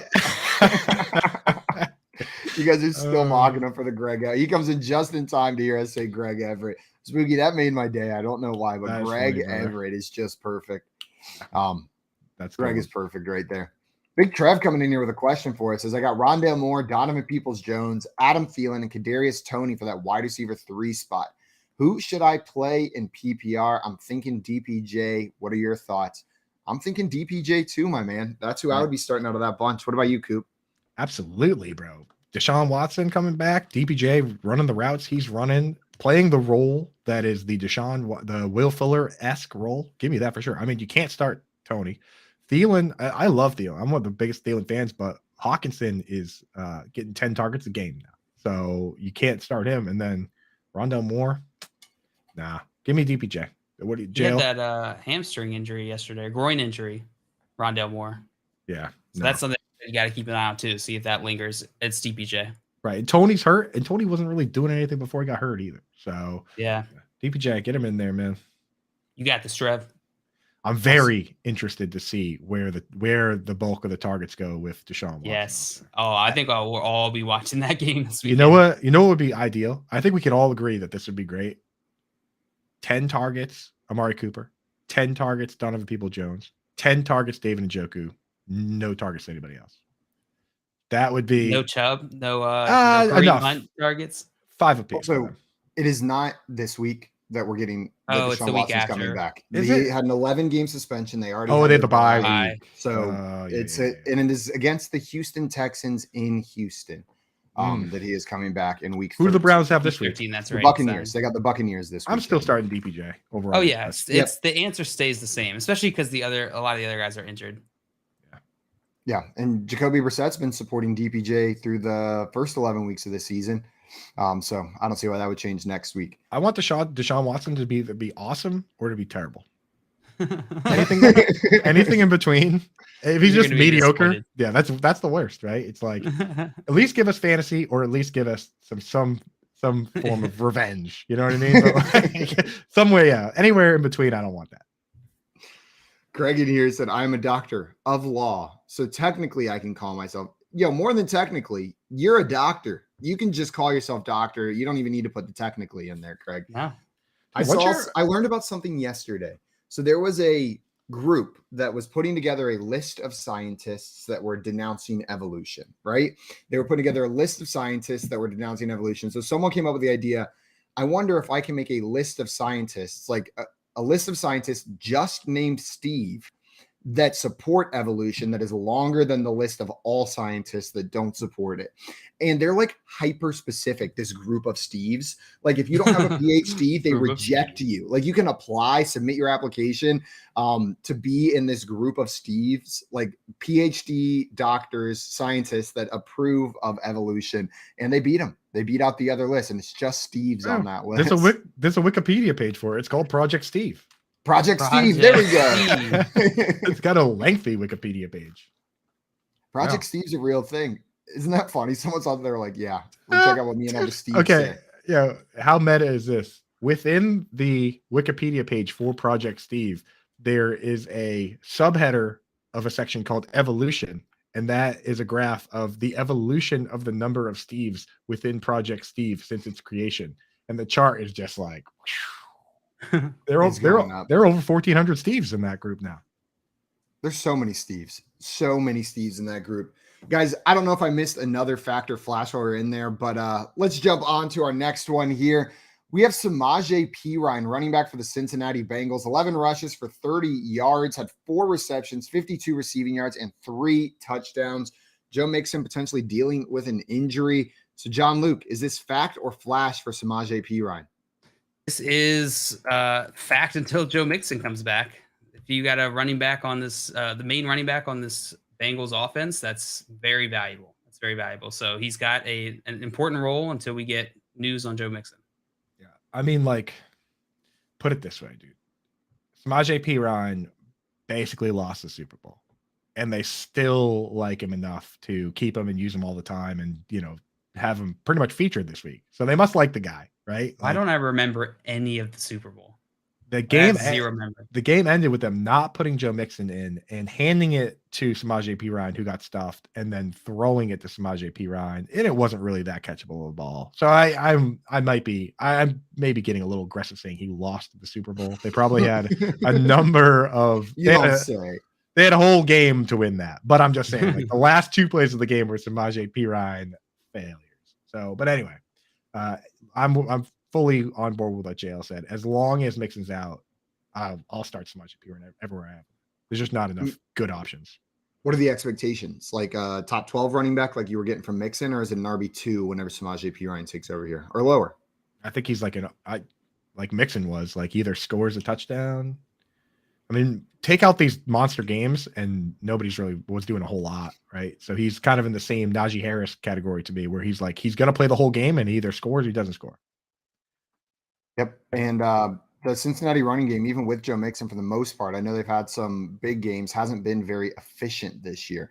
Though we mentioned the O-line is starting to look a bit better. Like it's starting to come together a little bit. Maybe that helps Samaje Perine, but that's not the focal point of this offense. And even with the work he got this past weekend against the Steelers, only averaging 2.7 yards per carry. Like, I think you're starting him if he's got the starting job, but don't come in and think you got like this league winner that you picked up off the waiver wire. I'm expecting RB2 numbers. He could be disappointing even as the starting running back for this team. So let me throw a couple at you then real quick. See how you guys are gauging it. Let's say he's out, right? Let's say Mixon's out. Do you like Samaje Perine or do you like Donta Foreman? Who do the Panthers have this week? That'll change it up a little bit. They've got the Broncos. I'll take Samaje Perine with the Panthers going up against the Broncos. Yeah, I'll take Perine as well. The Perine. Buddy in my fantasy league changed his team name in Dynasty to Samaje PP. And something about something about that team name just makes me so uncomfortable. It's disgusting. That's why. I'll tell you why, because it's a terrible team name. No, but it's also kind of great though. Like it's one of those bad good team names. No. Oh, that's hilarious. Oh no. Now there was something where I was gonna name my teams at next year, and now I can't remember. It was in my head. It's gone. You gotta put those notes in your phone, brother. It's the worst. It's you gotta change your team. You gotta change your team to Samaje PP. Absolutely not. Absolutely not. It gets better. It gets better the more you think about it. Simon, didn't you? What was the one for the puzzle? I lost a bet one. Well, there was some pretty bad ones on the puzzle, but I lost a bet one time, and someone got to name my team for a full year in a dynasty league, and it was like I thought they were going to go really bad, but they did something even worse where they went just the most stereotypical bad, funny team name. So like I looked like I thought I was funny with this team name. That it was pretty good. 2 girlies, 1 cup was like just literally every right. Exactly. I was so mad. I was like you could have gotten creative, but that would have been better for me. Like if you would have done a creative one. And no, I think that's the most creative, dude. Like making your team like the Pittsburgh Feelers or something, you know what I mean? Like, the one I did in the puzzle the other day, Joe, I did Joe Burrow, your boat. No, it was Travis Travis Ass ETN season. That was the other one. That's kind of good. That is a good one. Joey saying Perine on this one as well over Foreman. Coop, did you have some other names for us that we were comparing Perine to? Yeah, I do. How about would you start Samaje? Well, the one I had at first, Najee Harris. Would you start Samaje Perine or Najee Harris? Najee Harris. Najee Harris, I think. Would you start Samaje Perine or Devin Singletary? Devin Singletary. Singletary's been kind of good. He's been kind of good. So how far down we got to go here? Would you start Samaje Perine or Tony Pollard? Tony Pollard, I think. Like until we see Zeke fully back and healthy, and there might be enough in this offense for both of them to eat anyway. So I'll go Tony Pollard. That is really tough. It's close. Yeah, it's close. Now we're in that world. Right? Okay. Last one. Gus Edwards is out. J.K. Dobbins is out. Samaje Perine or Kenyon Drake? And the Ravens play the Panthers. Okay. So yeah, like now I think now we're figuring out where Perine should be. He's got to be at RB2 lands at best because look how many guys are the names you're talking about. And obviously the Ecklers and the McCaffreys are way ahead of him. So he's back end RB2. I think he's got to be because like you don't trust him over a lot of these guys that even some guys that are kind of, not locks to get all the work on their own team. But, I think it was either Trevor or Trent in the chat. It kind of scrolled beyond me here, but he pointed out that Chris Evans is also out, which is basically their only other pass catching option. So Samaje Perine is pretty locked in to that role. So spooky season saying I'm an Eagles fan that rosters Pollard, and as much as I try to hate the guy, he's proving himself as an RB1 no cap. It's true. He's looking fantastic. He's one of those guys that you can't hate. Also, Hallen here saying Evans was almost back this week. Chris Evans on the Cincinnati Bengals. Do you guys think he works in, take some of this work from Perine? I think you have to. You have to mix him in a little bit. Not. I don't think he takes work to the point where you don't start Perine, but he has. You can't just. No team's playing one guy. Workload. Yeah, you can't do it. No. Also, Hallen here wanted to know Perine or Swift. So DeAndre Swift with the workload we've been seeing, or Samaje Perine. Lions going up against the Bills as well this week. Can't trust Swift. I hate it. It sucks because he's so talented. You see the flashes again this week. Has a couple nice plays, but can't trust it. They're not going to let him play. Yeah. If Joe Mixon's out, I think you got to go Perine there. You got to go Perine. Man, what a sad world where DeAndre Swift is in that conversation. It hurts. The difference is, right? The difference is if this line, so the Lions have won 3 in a row. If the Lions had 6 wins right now or 7 wins, they'd probably be leaning on Swift and using him a ton, right? But when the odds of you making the playoffs start hitting 10%, there's no reason, right? There's no reason to run him in the ground. That's what sucks about the modern NFL is teams are getting a little too smart. Yep. Guys, the next player I wanted to talk about, fact or flash, was Green Bay Packers wide receiver Christian Watson. He did it again. Christian Watson, 6 targets, 4 receptions, 48 yards, and 2 touchdowns, making it 2 weeks in a row with multiple touchdown games. I believe, if I'm not mistaken, that's 14 total targets over the last 2 weeks, 8 receptions, and 5 touchdowns for Christian Watson. So, Coop, fact or flash?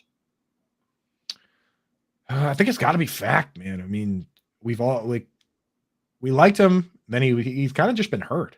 We haven't really seen a lot of him. They got him locked in with Allen Lazard playing the full snap shares. Sammy Watkins isn't playing a ton. Robert Tonyan isn't playing a bunch.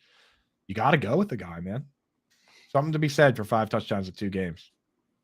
JL, that doesn't mean that Lazard isn't a good start either. Like Lazard, I think is still a good play as well. But I think it's, highly consolidated targets among the top 2 guys is what we want, right? Yeah, I think it's fact. He's a rookie wide receiver. He's talented. He's a talented prospect coming in. So to see him starting to break out in the second half of the season is that's great. That's what we want to see from our rookie wide receivers. It's why you drafted rookie wide receivers, or why you're going to pick them up now. But Christian Watson, he's a fact. I don't think that you're going to get this what we got the last 2 weeks every week. He's going to be brought back down to earth. I forget the exact stats. I mean, you mentioned it, I think, yesterday about how many touchdowns he has on, or his touchdown rate right now is absurd. That'll get brought back to earth. But he's talented and he's on what supposedly is at least average, but probably better than average offense.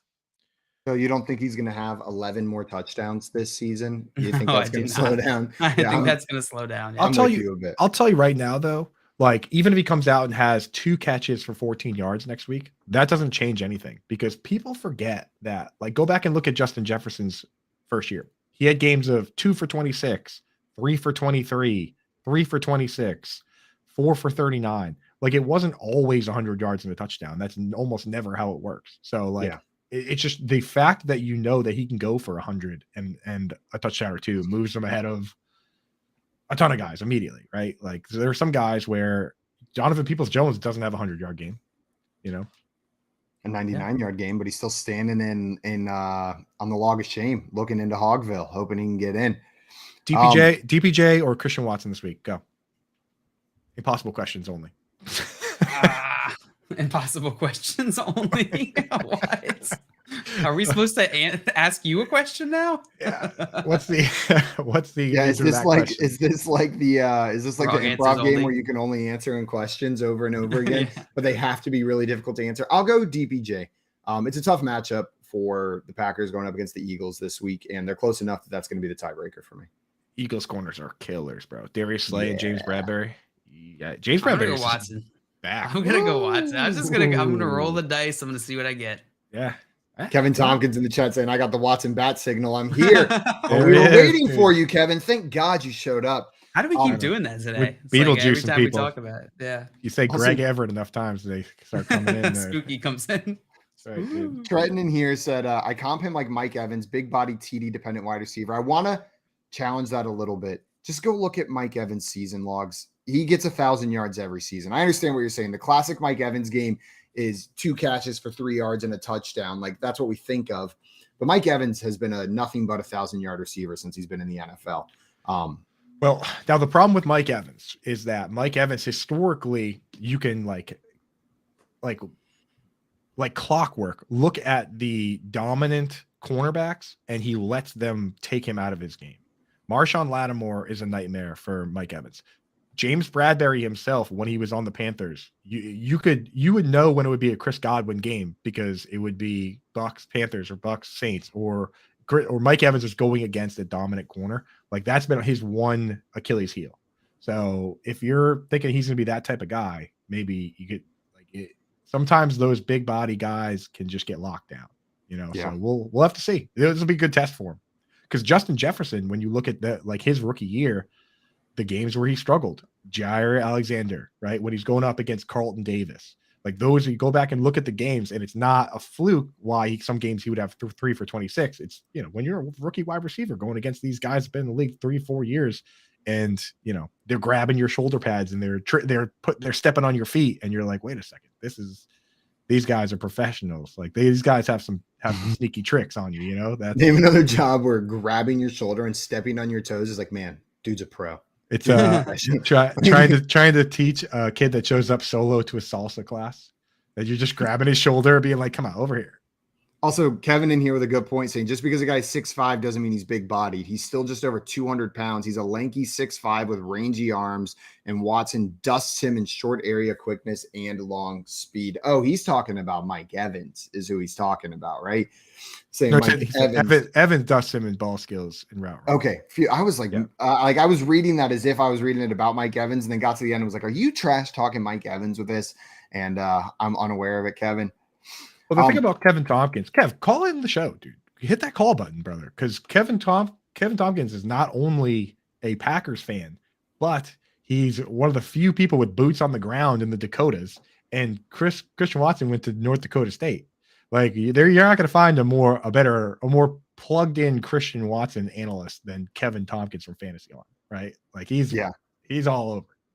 So call in. We had a question coming in from Connor. Connor said trade Gabe Davis and Antonio Gibson to receive Najee Harris. John Luke, would you trade away Gabe Davis plus Antonio Gibson to get Najee Harris back? Yeah, I would make that trade. You would make that trade? That's tough. I don't think I would. You're holding on to Gabe Davis and Antonio Gibson then? This would depend a bit on my team and my league. I think it's fair value. You might be able to get more for Antonio Gibson and Gabe Davis, honestly. What do you think, Coop? I think JL has it exactly right. But try to get a little more before we pull the trigger on that. I don't think it's an unfair trade. I don't think it's unfair either. And I love Najee, but if he doesn't have games, like if he is still limited behind that O-line, you may end up being disappointed with this trade. Like if you're trading for him expecting what he did this past week, then I don't want you to be disappointed here. Right. Yeah. I mean, if you could expect what he did this week, then we wouldn't even have to discuss the trade, right? You would just you would trade whatever for that guy. Yeah. I mean, Antonio Gibson he's not a fantastic running back for fantasy purposes, but he's good enough. As long as J.D. McKissick's out. Now, is J.D. McKissick done for the season? Because right now the split is fine, where it's like Gibson gets the pass plays and Brian Robinson gets the run plays. If it's the split it was before, where it was Brian Robinson gets the run plays and then they split the pass work between McKissick and Antonio Gibson, people forget that was not a good scene for Antonio Gibson. So is McKissick out? Season ending, actually just 2 days ago placed him on season-ending IR. So Gibson actually isn't that bad an option. Nope. And he, as Dustin pointed out, he's currently outscoring Najee 139 to 124 in PPR leagues right now. So I think I'm with you guys. At first, when I looked at that trade, I was like, yeah, JL, I did the same exact thing as you. I was like, yeah, no. Like I am not doing that right now. Guys, joining us right now to give us his fact or flash take on Christian Watson, we've got Kevin Tompkins of Fantasy Alarm. Kevin, thanks so much for hopping on with us for a bit this morning. Morning, fellas. Like I said before, I got the bat signal and had to jump on in here and weigh in on the old Christian Watson. Boots on the ground in Fargo, North Dakota. Yeah. So what's the truth? Is Christian Watson the truth here in Green Bay? Is he the new wide receiver 1 for Aaron Rodgers? I think he's a part of the truth. Like we already threw Romeo Doubs by the wayside just for the new hotness in Watson. But immediately. I mean, pretty much. I mean, as soon as Watson was here, it's like, get out of here. You're yesterday's news. But I mean, Watson gives them a dimension that they have not had. I mean, they have not had athleticism. I mean, nobody's really confusing Devontae Adams for like a burner. All the time using Green Bay. I mean, they had MVS, but he was so sporadic and inconsistent. But Watson gives them just a dimension of athleticism that, compared to the Sammy Watkins and Randall Cobbs and even Dobbs. I mean, Dobbs wasn't really an athletic, marvel by any means, but he's a really good route runner, a good consistent player at Nevada. So Watson was always just a big, lump of clay that had to be molded into a something usable. And at least in the interim, that's what being 5 touchdowns in the last 2 games certainly does that. But, he's got a lot of room to grow. His route running, it leaves a lot to be desired, but the tools are there. That's the most important thing. You're talking about Aaron Rodgers, right? The tools are there. Yeah, he is a tool, certainly. Yeah, absolutely. No, I was like, when Christian Watson was coming out, I was thinking like, we've seen this before. It was what MVS did in this offense, because I thought he was a similar type of player to MVS, but you're right. I think he's elevated himself above that in this offense for now. We'll see. It's been 2 games, right? But you think this is going to continue? I mean, I certainly hope so. I mean, these are 2 great games to build on.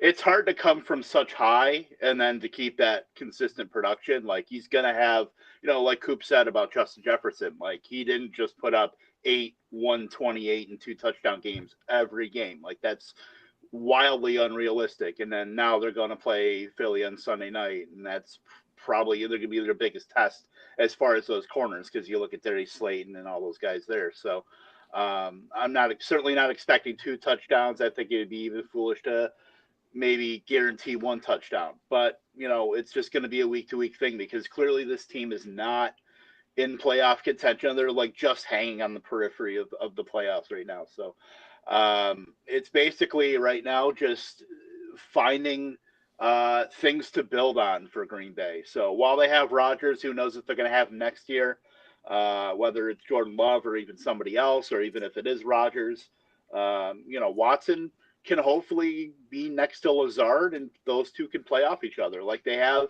different skill sets. I mean, they're both big, I'm not going to call Watson big body, like I said, but Lazard is certainly that guy, and they both have different skill sets. So very interested to see how they play off of each other. But Watson looks like, certainly he can be a top 24 wide receiver in fantasy, certainly. People forget too, he dropped that duo. He dropped that big touchdown earlier in the year, and throw another 70 yards and a touchdown onto his stat line, and now all of a sudden we're like, wait a minute, so very interesting. Kev, thank you, my dude, for coming in. That's Kev Tompkins of Fantasy Alarm. If anybody out there, feel free to call in whenever if you have a specific take on a player. Like, if you have a take on a guy from your favorite team, or a guy you've been watching since college, I know these guys got Clemson takes over here. But if you have a take, call in, man. Like, we love chatting it up, and we love hearing unique perspectives. Like, no, Kev, I knew Kev, that one player is like, you don't get more dialed in than that. So anybody else out there, we've had Dustin call in to talk the Bills. We have Hal call in whenever you feel like it. We love chatting with you guys. Cheers. Absolutely. And guys, on top of that, if you got questions and you don't want to call in, you don't want us to see your face, feel free to throw them in the chat as well. But we do love when you call in and come up on here with us. We'll keep on answering those questions for the rest of the show. We're going to talk some waiver wire coming up shortly, and keep on answering your questions, and hopefully talk to some more of you. You're listening to the Front Yard Fantasy Morning Show here on Better Sports Network. Better Sports Live with Rick Kamla. That's 7 p.m. Eastern, 4 Pacific on Better Sports Network. Andy Reid is the best current coach in the NFL. He's better than Belichick. Belichick has lost his way.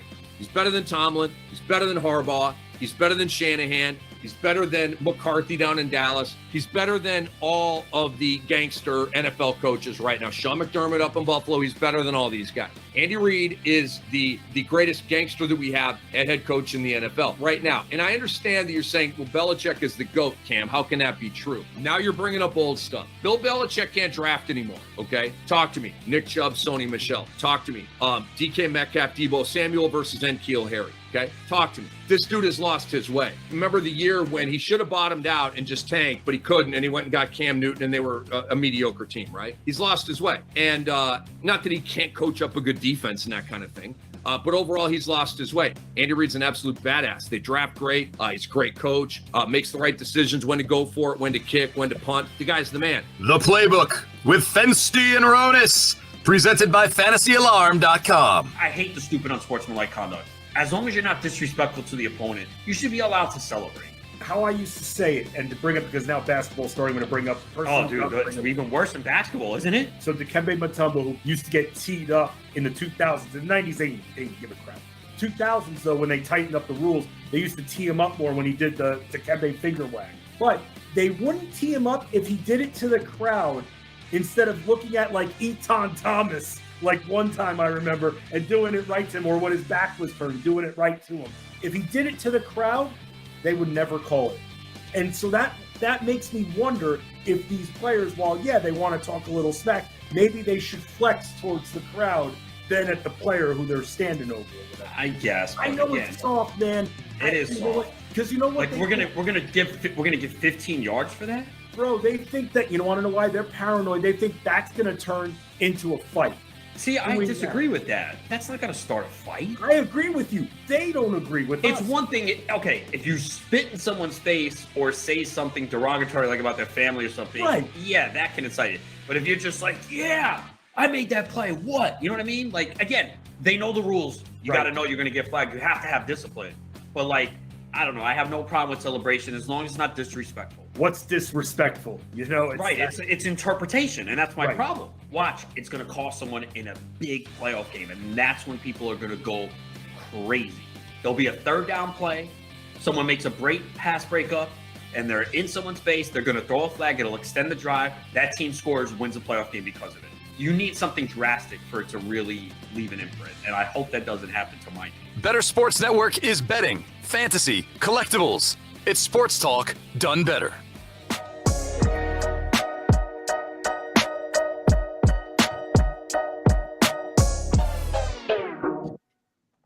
Hey, welcome back to the Front Yard Fantasy Morning Show here on Better Sports Network.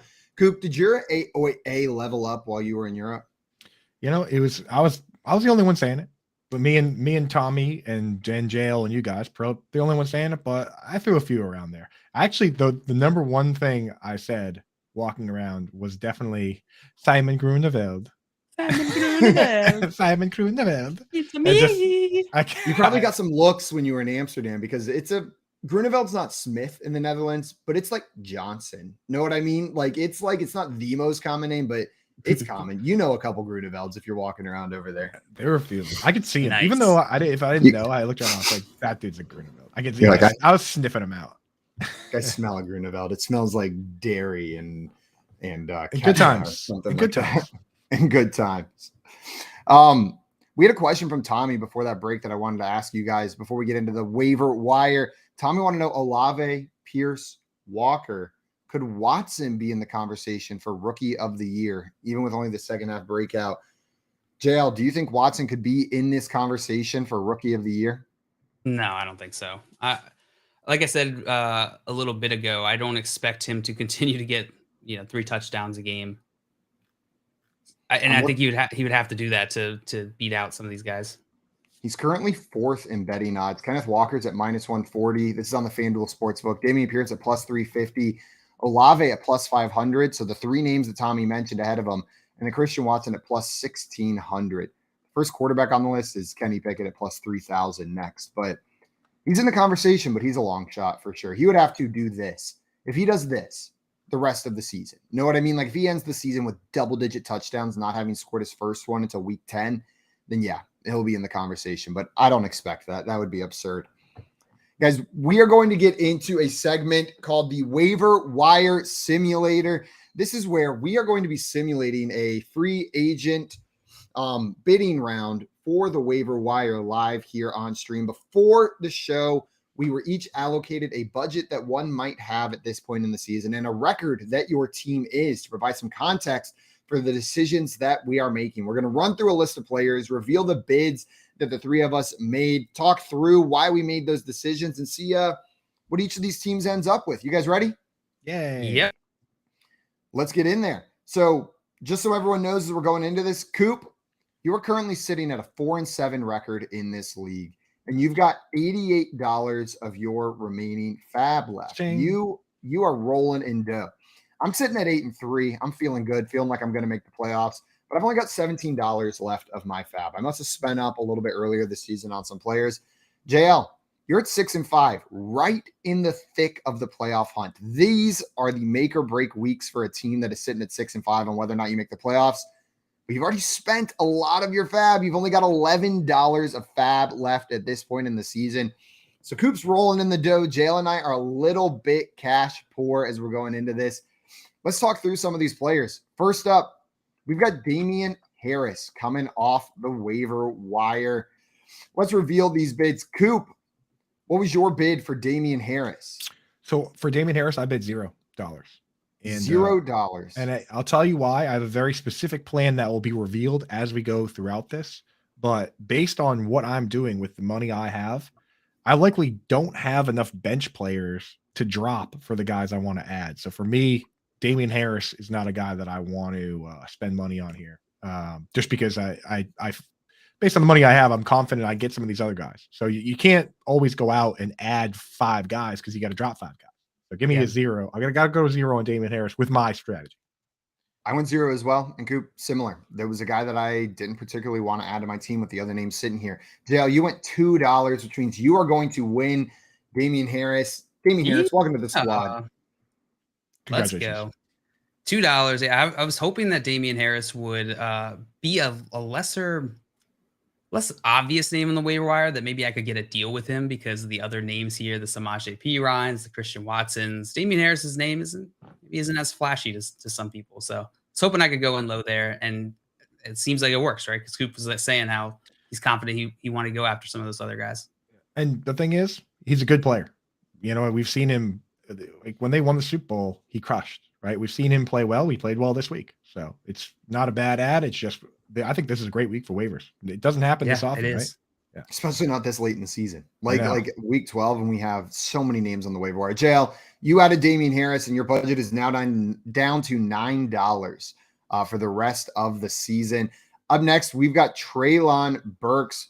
JL with $0. Coop also with $0. And myself with $1 for Treylon Burks. I know this is a rush first offense, but I liked what I saw this past week from him. He's a rookie wide receiver. It's the back half of the season coming off the injury. He could step up and take that next step forward. These are the kind of wide receivers I like to add. The ones that, like, there could be significant change in what we've seen so far throughout the year. This is a speculative, like, what if he does break out? Know what I mean? What if we do see a second half breakout for Treylon Burks? He's a rookie wide receiver. I'm willing to drop $1 of fab on him. Yeah, I don't know. It seems like, do you think you can get him for $1 fab in like a 12-man league? Or do you think that a lot of people will be trying to pick him up this week? Not every 12-man league, but I think in some of them. I think, like, to your point with Damien Harris, there's a lot of names on the waiver wire this week. You might be able to sneak them for $1. Yeah. It's not guaranteed, though. That's not the kind of player where, like, I feel comfortable dropping $1 and feeling like I'm going to get him. I'll put it this way. Based on this wire, this list of guys that's available, there's other guys I would like better. But like Christian Watson, for instance, there's leagues, he's owned in over 50% in leagues. So if Christian Watson were owned, I wouldn't bid 0 on Treylon Burks. I would have gone in on him. You know what I mean? But in this particular league where the scenario we've set up where Christian Watson is available and Donovan Peoples-Jones and a few other guys we're going to get to, I wouldn't go in. But if you need a guy, that's few guys out there like Treylon Burks left, right? Yeah, right. Yeah, there's not many out there on the waiver wire. We're going to add him to the team, bringing me down to $16. Up next, we've got Darius Slayton, wide receiver for the New York Giants, who's turned it on a bit recently. JL and Coop each with $0, and myself also with $0 on Darius Slayton. We just let him sit there, guys. No interest in paying up for Darius Slayton. I'm in a league. He could be useful. I'm not like particularly excited about any of the New York Giants receiving options. I think if you need a wide receiver, he's a good pickup this week. With my limited budget, I'm not going after him. I've got a league, like it depends how deep your league is. I got a real deep dynasty league that I've been playing with Matt Deutsch, the better boss in the chat. And I've started Darius Slayton 5 weeks in a row, and I started him against Matt. But it's a 15-team Sirius XM league where everybody is pretty cutthroat. So it's like, it depends what kind of league you're in. But I mean, go look at the production. What's the difference between what you're getting from him and what you're getting from, Jacoby Myers type guys? And, Myers actually been really good, but Slayton, he's been solid enough. Solid enough. I look at this point in the season, especially with my team sitting at 8-3, Darius Slayton's probably not cracking my lineup. Know what I mean? If I'm an 8-3 team in a 12-man league, he's probably not cracking it. And I don't see the upside for him to crack my lineup. Whereas like with Treylon Burks, I see the path to where that dude could elevate himself and crack that lineup. That's why I was willing to spend on him, but not on Darius Slayton, even though we've seen more from Darius Slayton recently.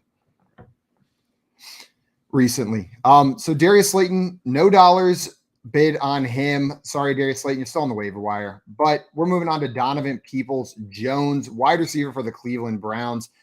I put in a $3 bid, JL $2 bid, and Coop an $18 bid on Donovan Peoples-Jones. You beat us out by quite a bit and guaranteed you got him. Seems like this is a priority ad for you. Yeah. Now you guys are going to see what my plan is, because I'm 4-7, right? For me to make the playoffs, I'm probably already pretty close to being eliminated, but for me to make it, I need to completely change my team. I need to go all in right now. I can't lose another game, right? 4-7 means there's no sense saving money here. So I look at everybody else. The highest anyone else has is $17. I bid 18. Make sure I get the player I want, right? So Donovan Peoples-Jones, welcome to the squad. And this isn't, I'll give you guys a little bit of foreshadowing here. This isn't the last $18 bid you're going to see out of me here, right? Because I need to win now. I cannot lose anymore. So Donovan Peoples-Jones on my team, in my lineup. We need to change things right now on this 4-7 team. Coop, I like that. Man, I want you giving the halftime speeches. Yeah. It's like, we got to change things right now, guys. We can't afford another loss. Come on, boys. What's crazy out of your ass. is when you were reading this hypothetical scenario and you read off my team as being 4-7 and having all this fab that I'm not using, I'm like, Coop, what are you doing? Like, I'm like mad at I'm like mad at hypothetical Coop. I'm like, how are you sitting here with all this money and this terrible team? Like, let's get it together, brother. So do something. I'm going on a spending spree on behalf of this hypothetical Coop. I'm not even sure which one of you guys made this scenario. It made me look like an idiot. Man, nothing feels better though. Like whenever you do go on that spending spree, you know what I mean? Like you've been saving, then 1 week you drop like 85% of your fab, and you're like, "Oh, this is a new team, boys. New look, new me. Let's get it." I'll tell you right now, dude. I just dropped money here on Donovan Gucci, and we still got to stop at Louis Vuitton and a few other places on the way here. So let's hit the Burberry on the way out. Oh yeah, dude. Treylon Burberry. I remember one time my dad and I were at an outlet mall and we were in a polo store and he was like, "This store's for girls. I'm leaving." And so he walked out because he thought the polo store was for girls. I leave the polo store to see him exiting Burberry. And I was like, "Oh, that's the store for boys, right, Dad? Burberry's the store for boys." Yeah, just imagine. I didn't know. Just imagine his face if he ever walked into a Hollister, you know? No, I'll tell you what it is. He'll make the same joke like, "Oh man, I can't see anything in here," and then you would walk out. It is kind of the same dad joke every time. And they have perfume like coming through the vents in the. It's so that you get lightheaded and purchase their clothes regardless of the price. The next player on this list is Paris Campbell, wide receiver for the Indianapolis Colts. $0 bid from me, $0 bid from JL, and $0 bid from Coop. And honestly, I'm sitting here regretting it a little bit. If I wasn't 8-3, I think Paris Campbell likely would have been added to my team. He's a worthwhile add. You can start him any given week whenever Matt Ryan's the quarterback. They love him there. Matt Ryan loves targeting him. And ever since the coaching staff came out and said, we want to get Paris Campbell more involved, and Matt Ryan has been the starter, take out those 2 Sam Ehlinger games, Paris Campbell's been good for fantasy. So low upside, but pretty high floor kind of guy that probably should be rostered in most leagues. Yep, that's exactly it, man. You said it all. Low, it's the lack of high A-dot routes that makes me want other guys on this list, but Paris Campbell's my baby. I love him. My baby, Paris Campbell. But Paris Campbell's still on the waiver wire. No bids in there for him. See you next week. Samaje Perine, running back for the Cincinnati Bengals that we talked about previously. Joe Mixon injured right now. I put in a $1 bid. JL put in a $4 bid. And Coop, $18. Your spending spree continues. You got Samaje Perine on the squad. That's right, dude. And that's the thing. Like I said, like that's why I can't be accidentally getting like Damian Harris's, because I'm cleaning house on this team. right? So that's now 2 guys I've added, which means 2 guys I need to drop from my bench. So even if I like Paris Campbell, I can't afford to be dropping 6, 7. I don't know how many bench spots I have in this hypothetical league, but it's not 7 guys. So sorry, Paris Campbell. I'm going to make sure another guarantee add Samaje Perine. Come on down. And you're starting this week. Love it. And is that? I'm going shopping for a whole new team, baby. I guess my question is, so you knew we had $17 as a max, right? So you went 18. Mm-hmm. Is that like, if I had 33, I did 34. I would have been 34. Okay. On Samaje Perine, like that's the kind of player you're just making sure you get him. I'm making sure I get him, because if I lose this week, then who cares? Like if I lose this week and I have 8 losses, 7 losses, I'm already kind of dust, right? Like, but if I have 8 losses, then what am I going to do with 8 losses and $50 left over? You know what I mean? Like I'm already toast. So ruin a playoff team's defense that they want to pick up. That's really all you can do at that that point. I actually did in my strategy save enough money to ruin some people's defenses later. Specifically. I had my calculator on my phone. I was like, how can I save $4 just to ruin these guys' seasons later? I know people get mad when you do that, but like, hey, play till the final whistle. You know what I mean? Yeah. Like if you got the fab and you're still competing, I still want to win, even if I'm 0-12. I get so I'm just like so annoyed. I roll my eyes at people who complain about that. That's why every league I've commissioned in, I make weekly prizes, because the game is about playing and having fun. Like, play to win, man. And just have fun. It's a game. Yahoo has like the trophy case, and they have this little thing where they say you're silver or platinum or whatever. Like, I'm trying to get an extra 2 points on my all-time score by beating you, loser. Yeah, right. Hey, why don't you be better, right? Listen, and we model this game based off the NFL. It's not exactly 1-to-1, but this is exactly how teams do it in the NFL. You don't see anybody complaining when a division mate tries to ruin the playoff chances of another division mate. Yeah, the Packers let the Lions win last year, and the Lions were fired up about it. I just find it funny when fantasy managers get upset that it's a little more difficult. They're mad that the bumpers aren't up in fantasy. It's like, well, if your team's so good, then beat them. The one exception, of course, is when it's a specific rule within the league, right? Like everyone got a message today. If you're in the Scott Fish Bowl, anyone out there, you got a message today. If you're eliminated, do not add anyone on waivers. That's a league rule. That's a different story. If there's no league rule against it, though, I'm going to play to win. Why am I playing this game if I'm not playing to win? I don't like unspoken rules. I think they're dumb. I think you're just turn it into a real rule or play a different game. Yeah. Not to mention, if I'm sitting here, right, and I'm playing JL this week, like let's say I'm out, but JL and Simon are tied in the standings, and I'm playing JL, and I don't set my lineup. I don't go out and get the best defense, and then JL beats me, and now Simon doesn't make the playoffs either. Now I've changed the trajectory of the whole. I've butterfly effect this whole league. Everyone should play to their best ability, and then the best teams will make the playoffs. Yeah, I'm with you 100%, Coop. And that applies to the waiver, which I don't think many people they'll apply it to the roster thing, but they won't apply it to the waiver. Right. Yeah, I play to win. I'm with you. I got 88 We bucks. play till the final whistle here at FYF. Oh, they're going to clip that and put it out, and we're going to get dragged. And I invite it. I want it. I feed off your hate. Yeah. I will be 0-12, and I will add the top priority running back off the waiver wire in week 13. like I will add that player, and instead of losing by 50 that week, I'll lose by 30. You know what I mean? I'm just going to take those points, though. Can't get skunked, I like weekly prizes. I think weekly prizes solves this problem, and it also is just fun. It's like it doesn't need to all go to the winner at the end. It should go to along the way. Truth, baby. All right, next one. I'm going to sit. Yeah. We'll go on to the next one. The next player on this list, Coop just added Samaje Perine, is wide receiver Josh Palmer of the Los Angeles Chargers. I put in a $1 bid. JL put in a $2 bid, and Coop with 0. JL, you swooped in and you took Josh Palmer from me with $2. Yes. I thought I was going to get him for 1. Yes. Josh Palmer is going to deliver me some wins here, much needed wins to separate me from the bottom half of the league. I can only assume, since I'm 6-5, that probably people are. It's about split in terms of teams above me and teams below me in the rankings. So yeah, I'm gonna get these wins in the next couple weeks while Mike Williams and Keenan Allen are dealing with their stuff. Then we'll see, and then I'll be better set for the playoffs. Probably won't be super useful in the playoffs, but it's all right. 6-5, JL. Like when your team's 6-5, you should be looking this far in front of your face, right? Like you can't be losing. So if you're going to start, if Josh Palmer is going to play over Mike Williams this week, that's where you should be looking on the waiver wire, right? and you're 8-3, Simon can start thinking about playoff matchups and all that, right? But you and me, I'm here, bro. I'm nearsight. I can't see.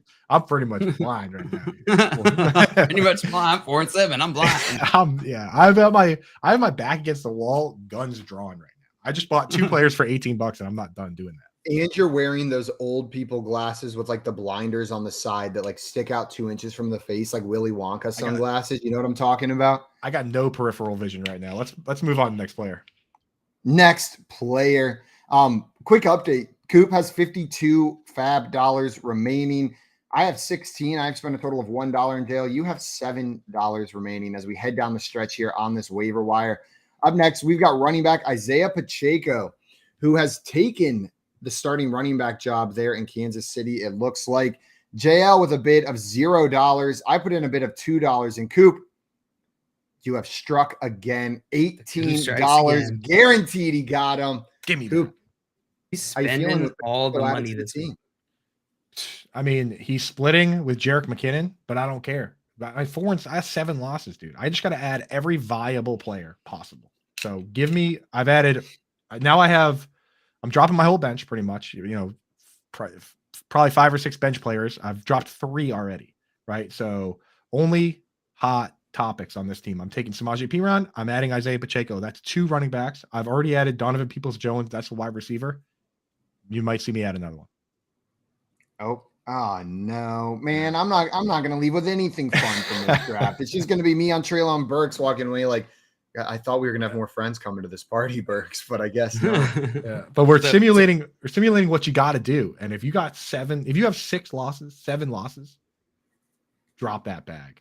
And so you're not even worried about remaining budget, or you're not as worried about remaining budget rest of season. If you get this win this week, get this win next week, because you're blowing through it this week, which isn't. I don't think is a bad strategy. I'm just curious how you're thinking about it. So what I'm doing is I think this is a really good week for waivers. So I'm going to go out, add all the position players now, and then quietly what I'm going to do is research the defense matchups, things like that down the stretch, and try and add those guys now for cheap or for nothing, right? So like whatever, look at the defense matchups.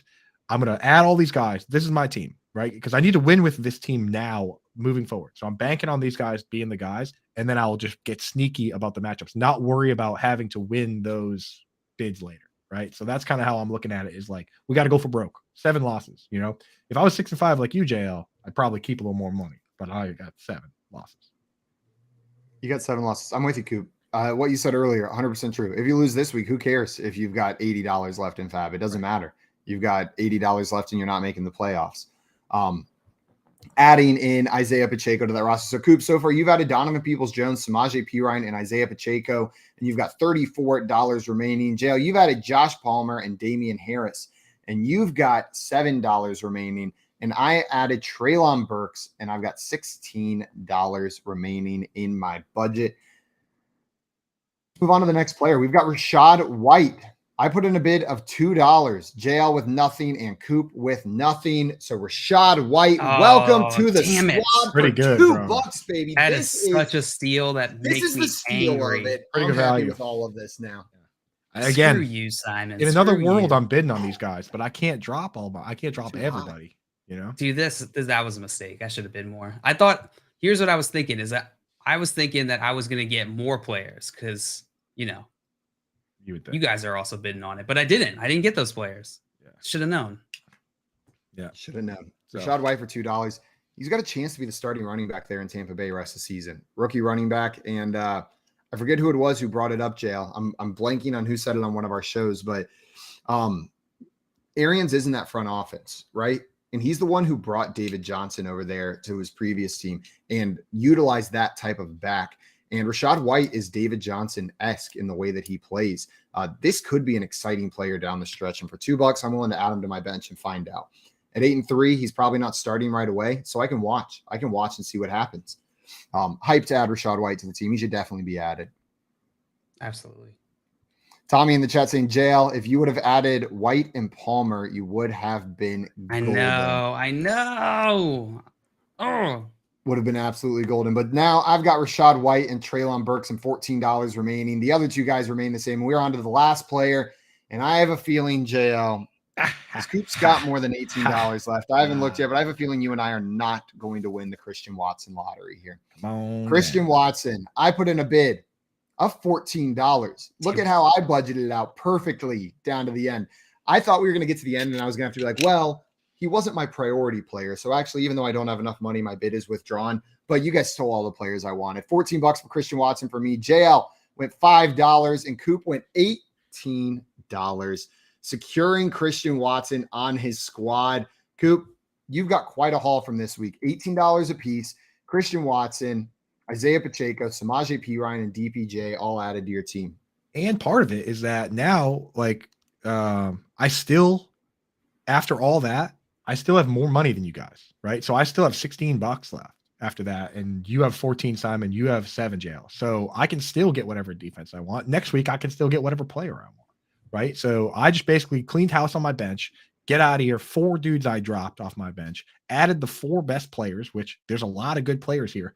All 4 of those guys, if I'm 4-7, might be in my lineup. So I'm just going for broke. That's how you have to do it sometimes when you're in this situation. It's just rebuild your team, go all in, and if you lose, who cares, right? But at least you can sit back at the end of the day and say, I gave it my best effort with the money I had, you know. And if I lose this week, then I'll just, you know, I'll still keep playing, but I'll be out, you know. Yeah. Killed it, Coop. Killed it. Gotta Killed go. it, Coop. Coop, I think you won this exercise, though. I'm pretty happy with what I left with Rashad White and Treylon Burks. But one lesson I did want to like pose, like halfway through this, I was thinking like, Coop, you did a really good job of planning around us, right? But I could have done a better job of planning around you. Like looking at the players that I was pretty sure you were going to take, these top tier players, I shouldn't have targeted them as heavily because I probably wasn't going to get them. Maybe I should have put in a $1 bid on a Paris Campbell if I did want to add a wide receiver or a Darius Slayton, because you were going to take Isaiah Pacheco and DPJ and Christian Watson. So I didn't play around you with high fab as much as you played around me with low fab. Now, I will say this. I agree with that. With you two guys, what you got to do now is, and everyone else out there, look out for the players like me, because when my back's against the wall, I'm willing to get crazy, right? So I might have, you know, I might have just dropped.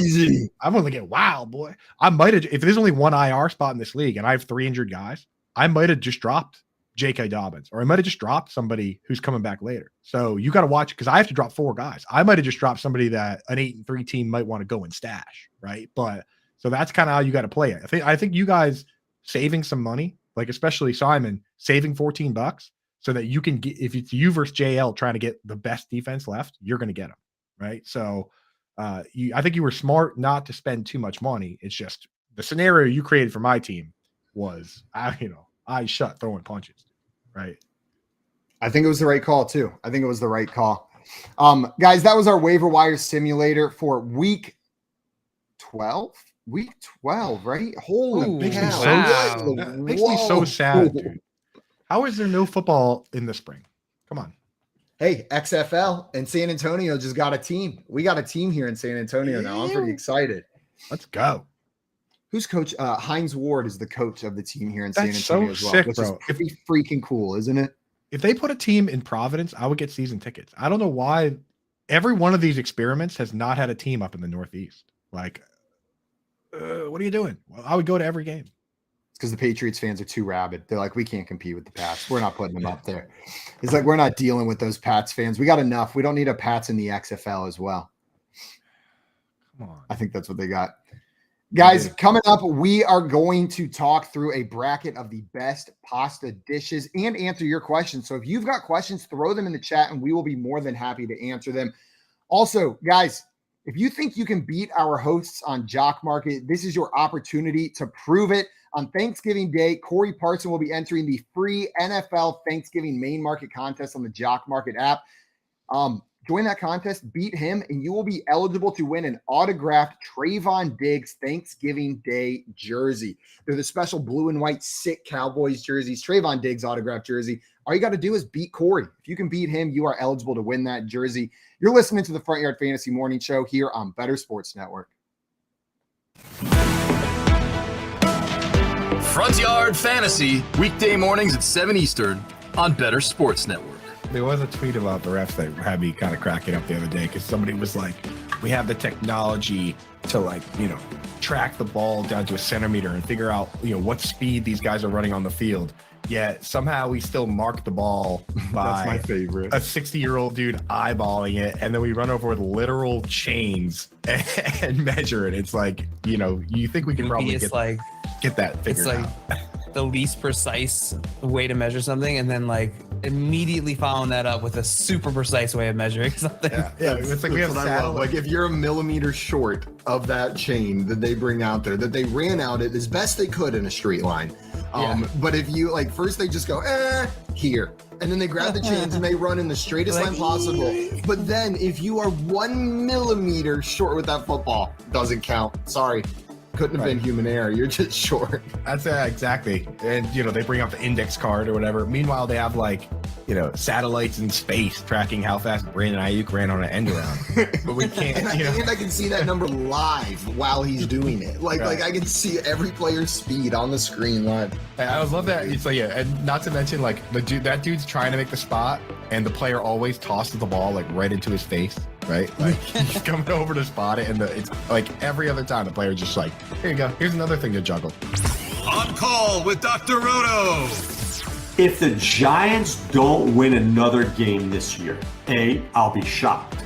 But B, I'll still think that they're better than they were with Joe Judge. Much better. Because I think Brian Dable's got a lot out of this team already. And I'm seeing what this team could be. See, that's the problem with owners and general managers. I see Nathaniel Hackett and I see a guy who can't get it done. I see Matt Rule and see a guy who never should have been hired. Disaster right away. Sometimes a good coordinator in the NFL is better. I don't even say sometimes. Most of the time, a good coordinator in the NFL is better than a college coach, because the NFL coordinators, they know the system. They've been there. They've played.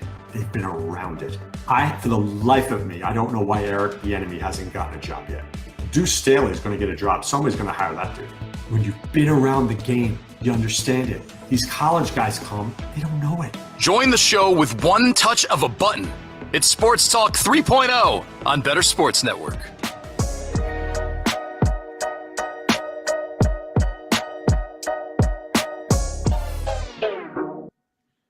What's up, everyone? Welcome back to the Front Yard Fantasy Morning Show here on Better Sports Network. How you doing, Coop? Just checking in. It's been a while since I asked.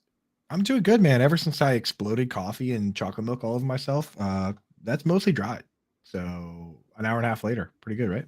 God, that really is the worst feeling, though, right? When, like, as you're watching it, like, you know, it's just catastrophe, bro. And then my bagel was in there. Yeah, I didn't really get. It was a literal explosion.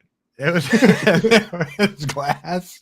Like, dude, I was so sad too, because there was like just enough coffee left in the cup to take a sip of, but not enough that I needed to make another cup of coffee. Like, it really was. And that's what's great about this show is that for 1 second I was disappointed, and then I was like, oh, nice. Now I got a good story to tell on the show.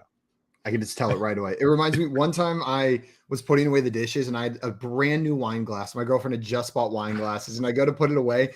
And in the cab, I don't know, my brain just like short wired, and I just shoved it into the edge of the shelf, like full force. Like I just punched, and like with this wine glass in my hand, just like I just punched it into the shelf and shattered it in my hand. I was like, well, that one's gone. Like there's nothing I can do about that. And that's what sucks about our stupid brains, is that like in that moment, everything is so bad. And you're like, I just done something that I can never undo. But at the end of the day, it's a glass that costs like $1 or $2 or whatever.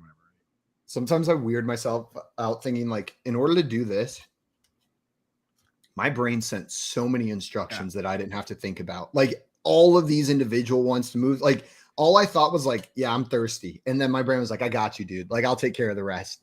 That's typically how I like describe programming to people. I'm just like, no, it's really easy. You just, like, as soon as you think about, you pick up a glass, it's like, you just got to tell a computer every single motion that they're doing as you're doing that. Like you skip over it as humans, but the one lab I took in college in assembly, JL, takes that even to another level. Like it is like every individual step. You don't even like in some programming languages, you got a function that says like grip. Know what I mean? You can say grip, and it handles all these individual ones. Yeah. But then you get down to assembly, and like it's each individual digit. You gotta tell it what to do on every deeper and single deeper. one. Here's my favorite one, and everyone out there, you can try this at home as well. Think about breathing. Oh yeah, that one's trippy. Dude, sleep. There are times where I start thinking about breathing and like if I need to or not, and I start having like a little panic attack with like right now, for instance. Sometimes we're like, what if I sleep and I forget to? What if I just forget to do it while I'm sleeping? Man, these are the important questions, but we have some other questions as well, not about breathing, in the chat I wanted to hit. Adam wanted to know, are Khalil Herbert and Alexander Mattison droppable? So do you think these two players are droppable? Khalil Herbert, I would say he's the earliest he can come back is week 16 in your fantasy playoffs, and they're playing Buffalo that week. They have the Lions the following week. You can drop Khalil Herbert. Yeah, I think this is why the simulators are so important, right? Because we can go back to what we just talked about last segment, where my record was 4-7, Simon's record was 8-3. If I'm 4-7, I might drop Alexander Mattison. If I'm 8-3, I'm sitting there and I'm like, I just need the best upside possible for this. You know what I mean? Like that's a situation where you're the king, right? And you can sit back with all the, the safety valves and all that. 4-7. Alexander Mattison not doing anything for me. Yeah, nope. Good point. And then the second part was he needed to pick up a quarterback. So that's why he's asking if these guys are droppable in case Fields does not play. If you've got Fields and you're looking to the waiver wire, are there names that you're searching for as the fill-in? I'm going to add Mahomes. Yeah.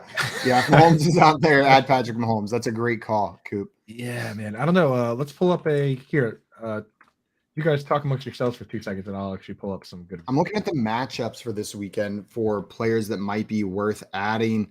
The Texans have the Dolphins. Davis Mills is going to be on the waiver wire. He wouldn't be my top choice, but I guess he's startable. I'm not trying to add either of those. Whoever's starting at quarterback for the Panthers going against that Broncos defense, it's going to be pretty. I'll hit you with some guys under 50% owned. Deshaun Watson, but you can't start him this week. Not this week.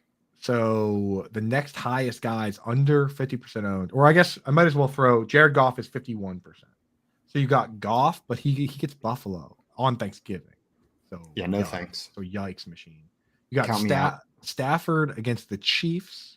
He's kind of banged up, but he's in concussion protocol. Then you have Mariota against Washington. Oh, I got your answer.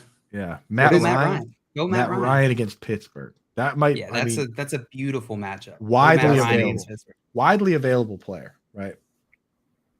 And he gets the yardage. Like he gets the yardage week in, week out. You're just hoping for a touchdown or two from him, and then you're happy for fantasy. Oh, Jeff Saturday's going to go ham on this Pittsburgh. May I tempt you with one more? Yeah, tempt me. You temptress. Taylor Heineke against the Falcons. The over/under on these Falcons games are usually pretty high. Do we have a starter? I think I roll Taylor Heineke, but Matt Ryan's close. I think you got two good options right there, but I think I roll Taylor Heineke. I think either one is. I think they're very similar tier. So yeah, go with either of those two. Oddly, the over/under on that game is 41.5, and Washington is 4.5 point favorites. Let's see. Adam said Derek Carr is there for him.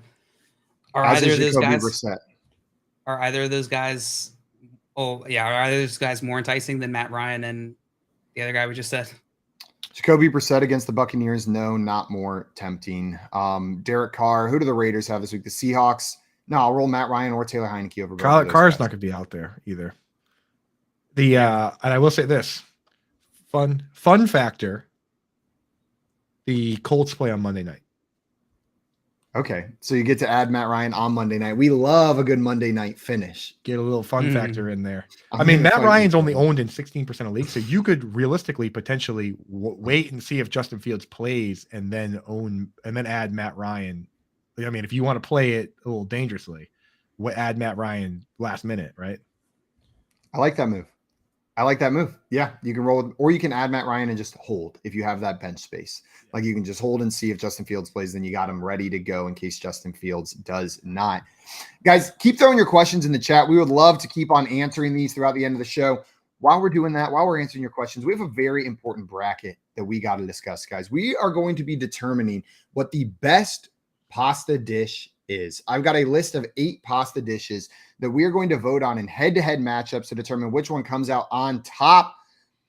The pasta dishes that we're talking about, I'm going to give you the list. We've got macaroni and cheese and gnocchi. We've got manicotti and fettuccine alfredo. We've got lasagna and ravioli, and we've got your classic spaghetti with tomato sauce and baked ziti as the last 2. These are the 8 pasta dishes we will be discussing today. Damn.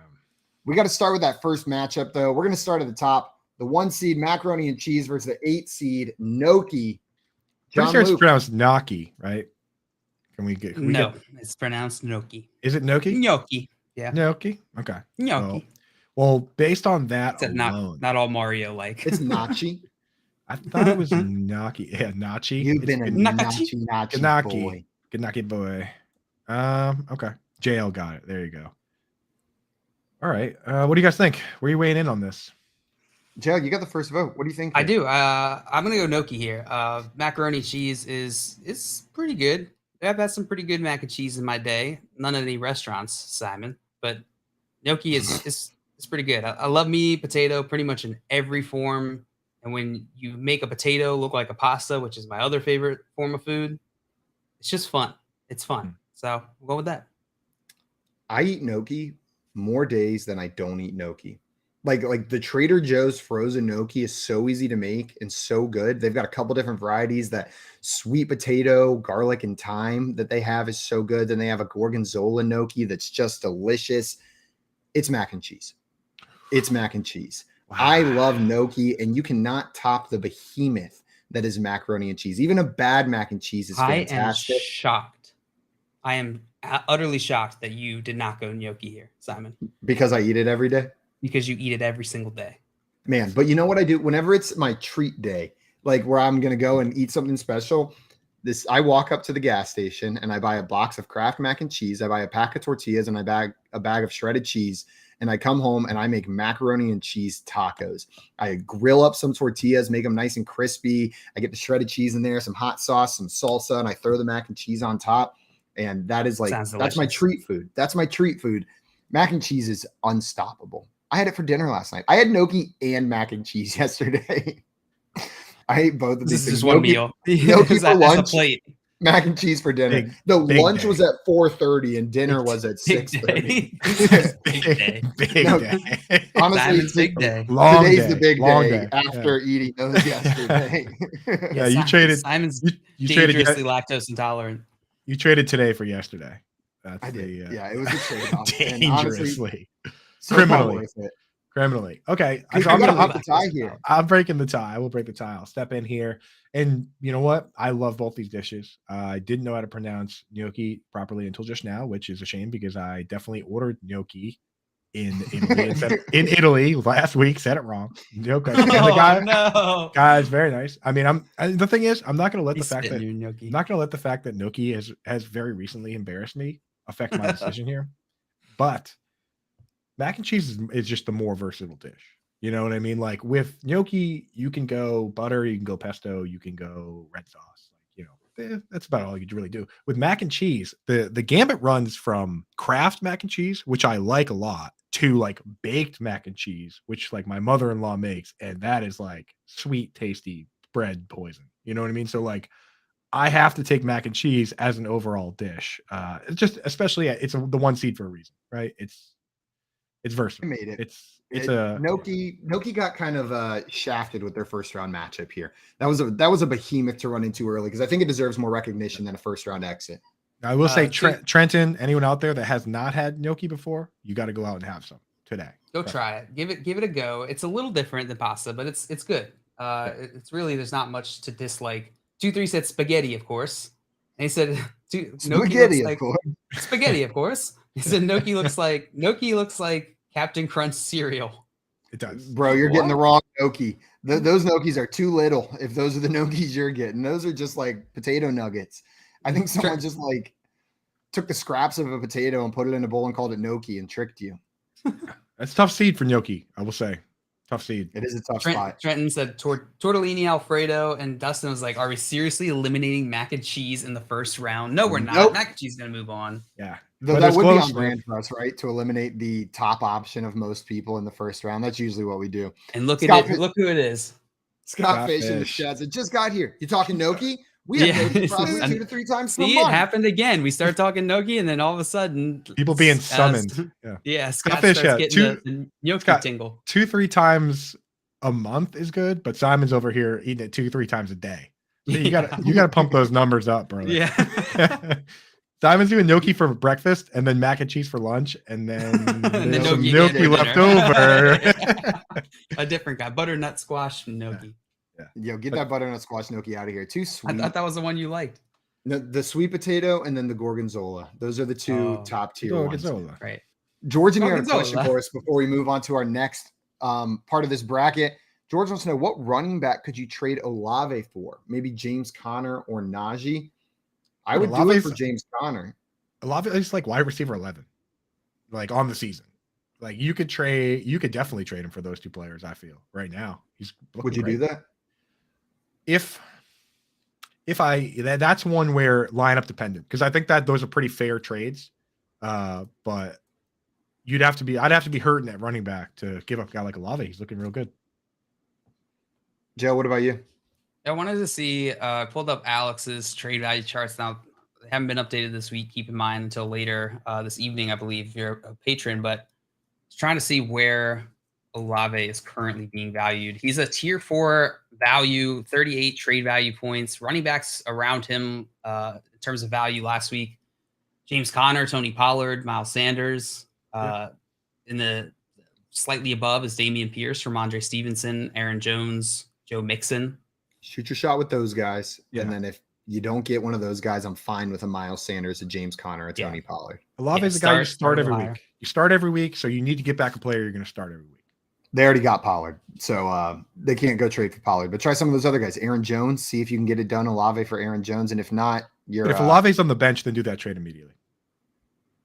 Also, guys, people are rioting in the chat. Dustin and Scott saying that it's a dumpling. It's not a pasta. It's a dumpling. It's not a pasta. Well, it's in the pasta bracket. So checkmate, atheists. So eat it. Checkmate, We've been pretty atheists. contentious today with the chat today.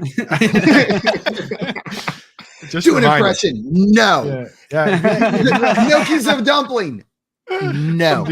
Some dude called you guys beef. betas. No. Yeah, eat beef. No, I'm not going to. Never. If you want to come on and plead your case, then do what Kevin Tompkins did. Call in. We'll put you right on. You can give us your dumpling stump speech, but until then, you're gonna have to pipe down. George asked you to do the Connor trade. Pipe up, but we're gonna roast you. Yeah. Pipe up in the chat, but also pipe down. George wants to know, should he do the Connor trade immediately? I don't think so. I think I would shoot a little bit higher first, like that next tier up. I would shoot for the Aaron Jones, but I'm fine with a Connor trade. I would try something a little bit higher first, though. See if you can get Damian Pierce. Ramondre Stevenson. I'd rather have Olave. He's got Olave on the bench, though. He said Olave's burning the hole in his bench. It's true. If he's just extra, I mean, if he's not a depth, just because he's on your bench doesn't necessarily mean that he's completely, not utilized or not useful. But if he is extra and you got more depth there, then I'm okay doing it. Yeah, it's like you're in the airport coming my trip, coming back from the airport, and I have like 50 euros in my pocket. What am I going to do with them? And they're just going to sit there, dude. If you get Olave on the bench, trade for somebody that's going to go in your lineup. I still have. If in that scenario, all of a sudden, like next week, you could just be thrust back into Europe and need your euros. Yeah, and I'm broke. I'm And like, you're just oh broke 'cause man. you're like, I didn't need it. Right next week, one of your guys gets hurt, and you're like, oh man, why did I waste that money that I had? Scoop's point though, I still have like 500 pesos in my wallet, and I haven't given them back yet because, like, what if they haven't come in handy? They're just blocking room in my wallet. I just have pesos in there. Got back from the we had dentist. Big day. Dustin and you said best pasta, white, followed by yellow, followed by blue. Going back to the Gatorade conversation yesterday, Dustin, you're a menace in the chat today. Mods, get Dustin out of here. The 2340 said, guys, you should spam fast forward keyboard on the stream and see the facial expressions of FYF. It's so funny. Just hit the fast forward button over and over again to see our facial expressions. I was wearing 2 pairs of sunglasses earlier. Like I was also just got back from the dentist and wants to know if we're like him, get a clean bill of teeth. So after the dentist, you just eat the junkiest junk food for the rest of the day. Oh, it's so clean. You earned it. I'm the same way, Jill. I'm like, I'm never eating again. My mouth feels so good. Nah, like that's dude. how I do it after the dentist. You got to eat that Butterfinger that you got. Oh my God. It'd be like after like wrestling weigh-ins. That would be like I haven't had Funyuns in 14 years, but all I want is a family size bag of Funyuns and I'm going to eat the whole thing. Like that's what we're doing right now. Guys, let's get on to the next round of. Oh, no, I think we had another question come in here real quick. Did we have one in here? Yeah, George Cook wanted to know. Oh, he was giving us the wide receivers that he was starting. Diggs, Adams, and Higgins. So, yeah, Olave's on your bench if those are your 3 starting wide receivers. Absolutely. I don't mind trading Olave for Connor then. The next matchup in this bracket, round 2, we've got the Manicotti versus Fettuccine Alfredo. So, Fettuccine Alfredo versus Manicotti. Coop, you've got the first vote here. Which one of these pasta dishes is going to move on? Dude, no one's even listening. They're all just hitting fast forward on the page, looking at our faces now. I see them in the chat. It's okay. It's you know what? That's us now. That's life now. Yeah. This is new make reality. faces to try to get them. Yeah. So for me, this is an easy one because I look at this bracket. There's my favorite pasta dish is missing, but it's kind of a niche pasta dish, and this one would fit in the same category, which is stuffed shells. I'm a big stuffed shells guy, which manicotti is pretty much the same thing, right? Like we're very similar. And fettuccine Alfredo, I will say that I've had some bad ones where it's like, it's got to be a good one for me. Sometimes you have a fettuccine Alfredo and you're like, man, this is too rich or it's too watery, it's too whatever. Manicotti almost always hits for me. It's a hitter, it's a killer. I'm manicotti all day long. So mark me down for a manicotti. Fettuccine Alfredo is good, but manicotti and stuffed shells, that's my style. Manicotti, 1 vote. Also, Tommy, you're saying, ouch, my ears. Jail, help out with the pronunciation, please. Are we butchering this, Jail? Which one? I don't know. Manicotti or fettuccine Alfredo. Tommy said his ears are hurting. Oh, actually, I don't know the manicotti one. I'm not Italian in the least. You've never had manicotti? Nope. My mom's like 100% German. My mom's name is Sherry Strauss. So I don't know how to say any of these Italian words. Manicotti. Manicotti. Well, it is it's a big old tube stuffed with ricotta cheese. Is what you got right there generally with some spinach and some other stuff. Maybe they got some meat in there as well. Joe, if you never had it, you got to try that, boy. That's good stuff. I will. That's absolutely good will. No, it looks today. good. Yeah. Looks very good. My Italian half is it's ashamed that I haven't had it. Is it my vote now? Yeah, you can vote if you'd like to now. All right. I don't like Alfredo sauce. I think it's just ugh. Like out of all the sauces that you have available to you, you're gonna pick the creamy one. That like, with no tomatoes in it. Come on, at least throw some tomato sauce and get like a vodka or something like that. I'm gonna go manicotti. That's impressive. Picking something you never had. That is. I know. That's a spite pick. Listen, you guys talked it up. It looks dope. It's really good. Both of these ruin my next 24 hours. Nothing messes me up more than Alfredo sauce or ricotta cheese, right? And we're going to have a whole tube stuffed with ricotta cheese. It's going to mess me up. I got to go manicotti here. It's a superior dish, and it's literally a noodle. There's so much cheese in there. Like, it is so delicious. And then you get some of the sauce on there as well, balances the cheese out. Sorry, fettuccine Alfredo. You are getting axed. I was at Trader Joe's not too long ago, and they had a Cajun fettuccine sauce on the shelf, right? And I was like, you know what? I'll try it. Like, I picked it up, and I was in the checkout line, and the guy looks at me and goes, have you tried this yet? And I was like, no, I haven't. And he goes, oh, I tried it, and it was terrible. I threw the whole thing away. He goes, so if you don't like it, you can return it, no cost. I never tried it. I bought it. I paid for it, and I put it in my fridge, and every time I went to go try it, that guy replayed in my head, and I couldn't open it and put it on my food. Like, I didn't even want to stick my finger in it to try it. I just threw it away like 4 weeks later. Damn. It was pretty bad. Funny. Manicotti's moving on to the next round here. And up next, guys, we've got lasagna versus ravioli as the next battle. Lasagna versus ravioli. I've got the first vote here. I'm assuming like I mentioned earlier, I'm a beta male and I don't eat beef. So I'm going to assume a vegetarian lasagna here for me and all my betas to chow down on.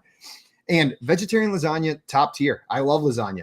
The problem is it's going up against a stuffed noodle, and I'm a sucker for a stuffed noodle. And you can put just about anything in there. Noodle. I am a stuffed noodle. It is ravioli, no questions asked, not even close. Sit down, lasagna. You're not even the best baked dish pasta on this list. Wow. I'll tell you right now, boys, I'm going to pull the most cowardly move you can pull because I love both of these. I love fried raviolis. If this was a fried ravioli situation, now you're in it. But that's like a mozzarella stick, basically, right? It's a round mozzarella stick. Yeah. But so I'm going to pull the coward move here, and I get a chance. It's my turn, right? Yeah. Or it's JL's turn. Perfect. So I'm going to vote for lasagna and make JL's Italian half make this call because I love both these, man. When lasagna's made right, you can't really miss. When raviolis. So that's all I have to say, man. I love both these. I will support whatever decision JL makes, but it's entirely his decision to make. I respect that, Coop. I respect that. Listen. I'm listening. Lasagna, it's barely food. It's more like it's more like someone was looking around the room and they saw their curtains and they were like, you know what? That would be delicious if it was pasta. Stack them up. It's fine. It's fine, but it's not anything amazing. I've had amazing lasagna. Don't get me wrong. I've had amazing lasagna. My grandmother, it makes the best pasta dishes, the best in the world. She has made an amazing lasagna. It ain't no ravioli. Ravioli is it's the tops. So good. Ravioli's the bomb. It's even bad even if I don't like the filling, I'm like, well, it's still a stuffed noodle. I'm gonna keep on eating this. I'm surprised Tommy didn't pop in the chat to be like, actually, it's pronounced lasagna and raviolis. Ravioli. Yeah, I mean, like I said, I respect the decision. Ravioli, move them on. Move them on. And Tommy in the chat saying ravioli all day. Lobster. That was a separate sentence. Ravioli all day. Lobster. Lobster. And Trent said, I've never had a ravioli that didn't come out of a can. Man. My goodness. Go get some non-canned ravioli today. Dear Lord. You can go to the store and get like decent enough ravioli that's better than canned. Scott Fish makes an important point there. If you take a slice of lasagna and put it on top of a slice of lasagna, you still have only one tall slice of lasagna. That's a good point.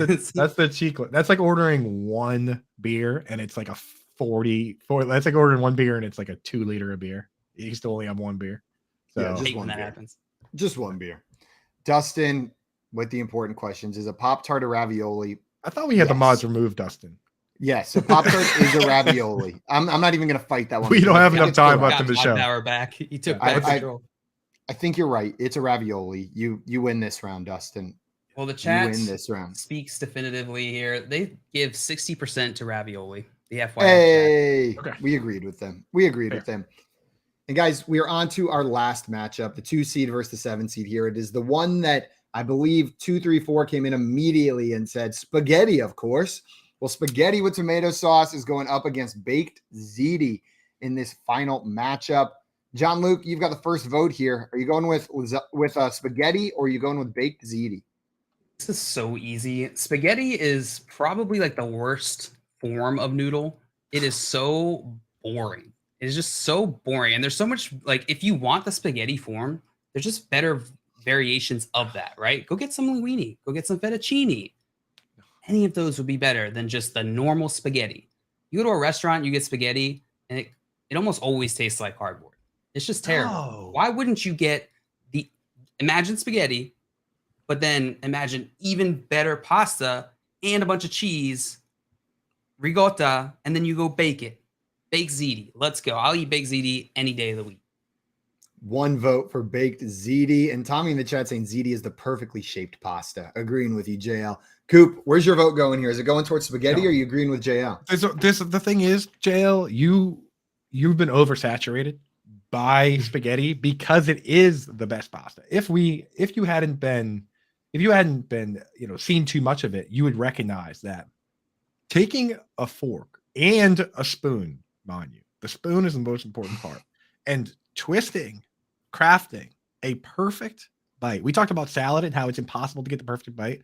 With spaghetti, especially with meatballs, you get the meatball, you twist it all up. You can craft yourself perfect bites over and over and over, however big you want. Dude, I've had bites of spaghetti that were damn near dangerous to eat. And I love that, man. Spaghetti, for me, got to beat Big ZD. Big ZD's fine, but like you're still playing the stab game.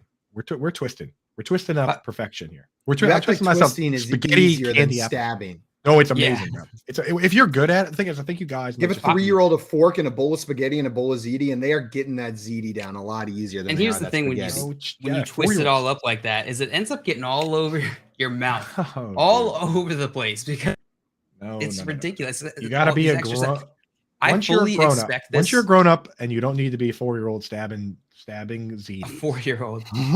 No, when you're a grown ass man and you need to twirl your spaghetti.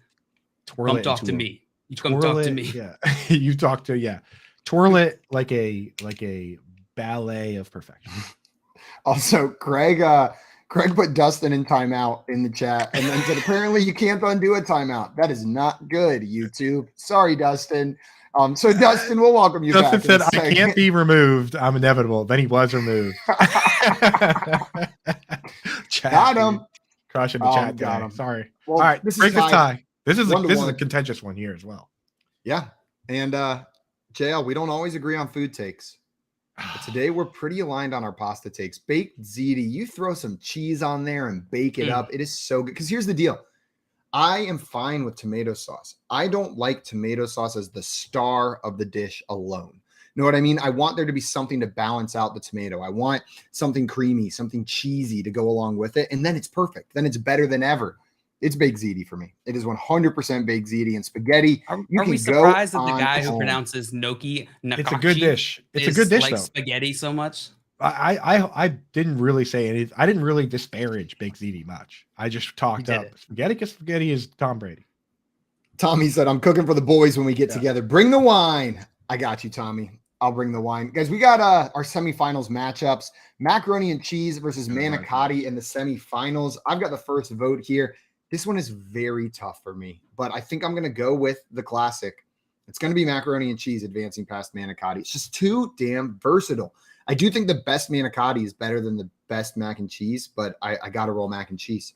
I'm going to come in and, the versatility of mac and cheese is great, but one of the most versatile things you can do is make a ton of stuffed shells or a ton of manicotti, put them in a bag, put them in the freezer, cook half of them, freeze the other half. Then you just bust them out. They're ready to rock and roll, baby. Throw them right in the oven. Manicotti for me. JL, break the tie. I'm going to go manicotti. You never even had it. That was just spiteful. You son of a gun. It looks like a ravioli. You got to get it today. Now you got to eat it later today. You've already voted for it twice. All right. Okay. Let's the next semifinal matchup: ravioli versus baked ziti. John Luke, where are you going here? Tough, bro. Baked ziti. Wow. Coop. Ravioli. Suck it, JL. Ravioli moving on to the finals. But JL also likes ravioli. I love both of these. Versus manicotti. I'll take the first vote here. I'm going to give it to ravioli. JL, what about you? Ravioli. Coop? Boys, it's ravioli. It's ravioli. And we all agree. Give me the formioli. Give me the formioli. Everybody who hung out with us this morning, I want to thank you so much for spending your morning with Front Yard Fantasy here on Better Sports Network. We will be back tomorrow from 7 to 10 a.m. Eastern time doing more of this. And for the rest of the week, you can spend all your mornings here with us. Right after this, we've got Moose and Keith coming up, followed by Lunch Money presented by Fantasy Guru, and Corey, Nando, and friends after that, ready to answer all of your most difficult fantasy questions. Right, Coop? Yeah, that's if you have hard ones. Yeah, Christian Watson versus Donovan Peoples-Jones. Call up Nando at 3:00. And just all your defense and kicker questions. Nando, he's the guy to go to with those. They got him. Guys, thank you so much, everyone. We will see everyone tomorrow. Until then, adios and enjoy your Tuesday. Bye.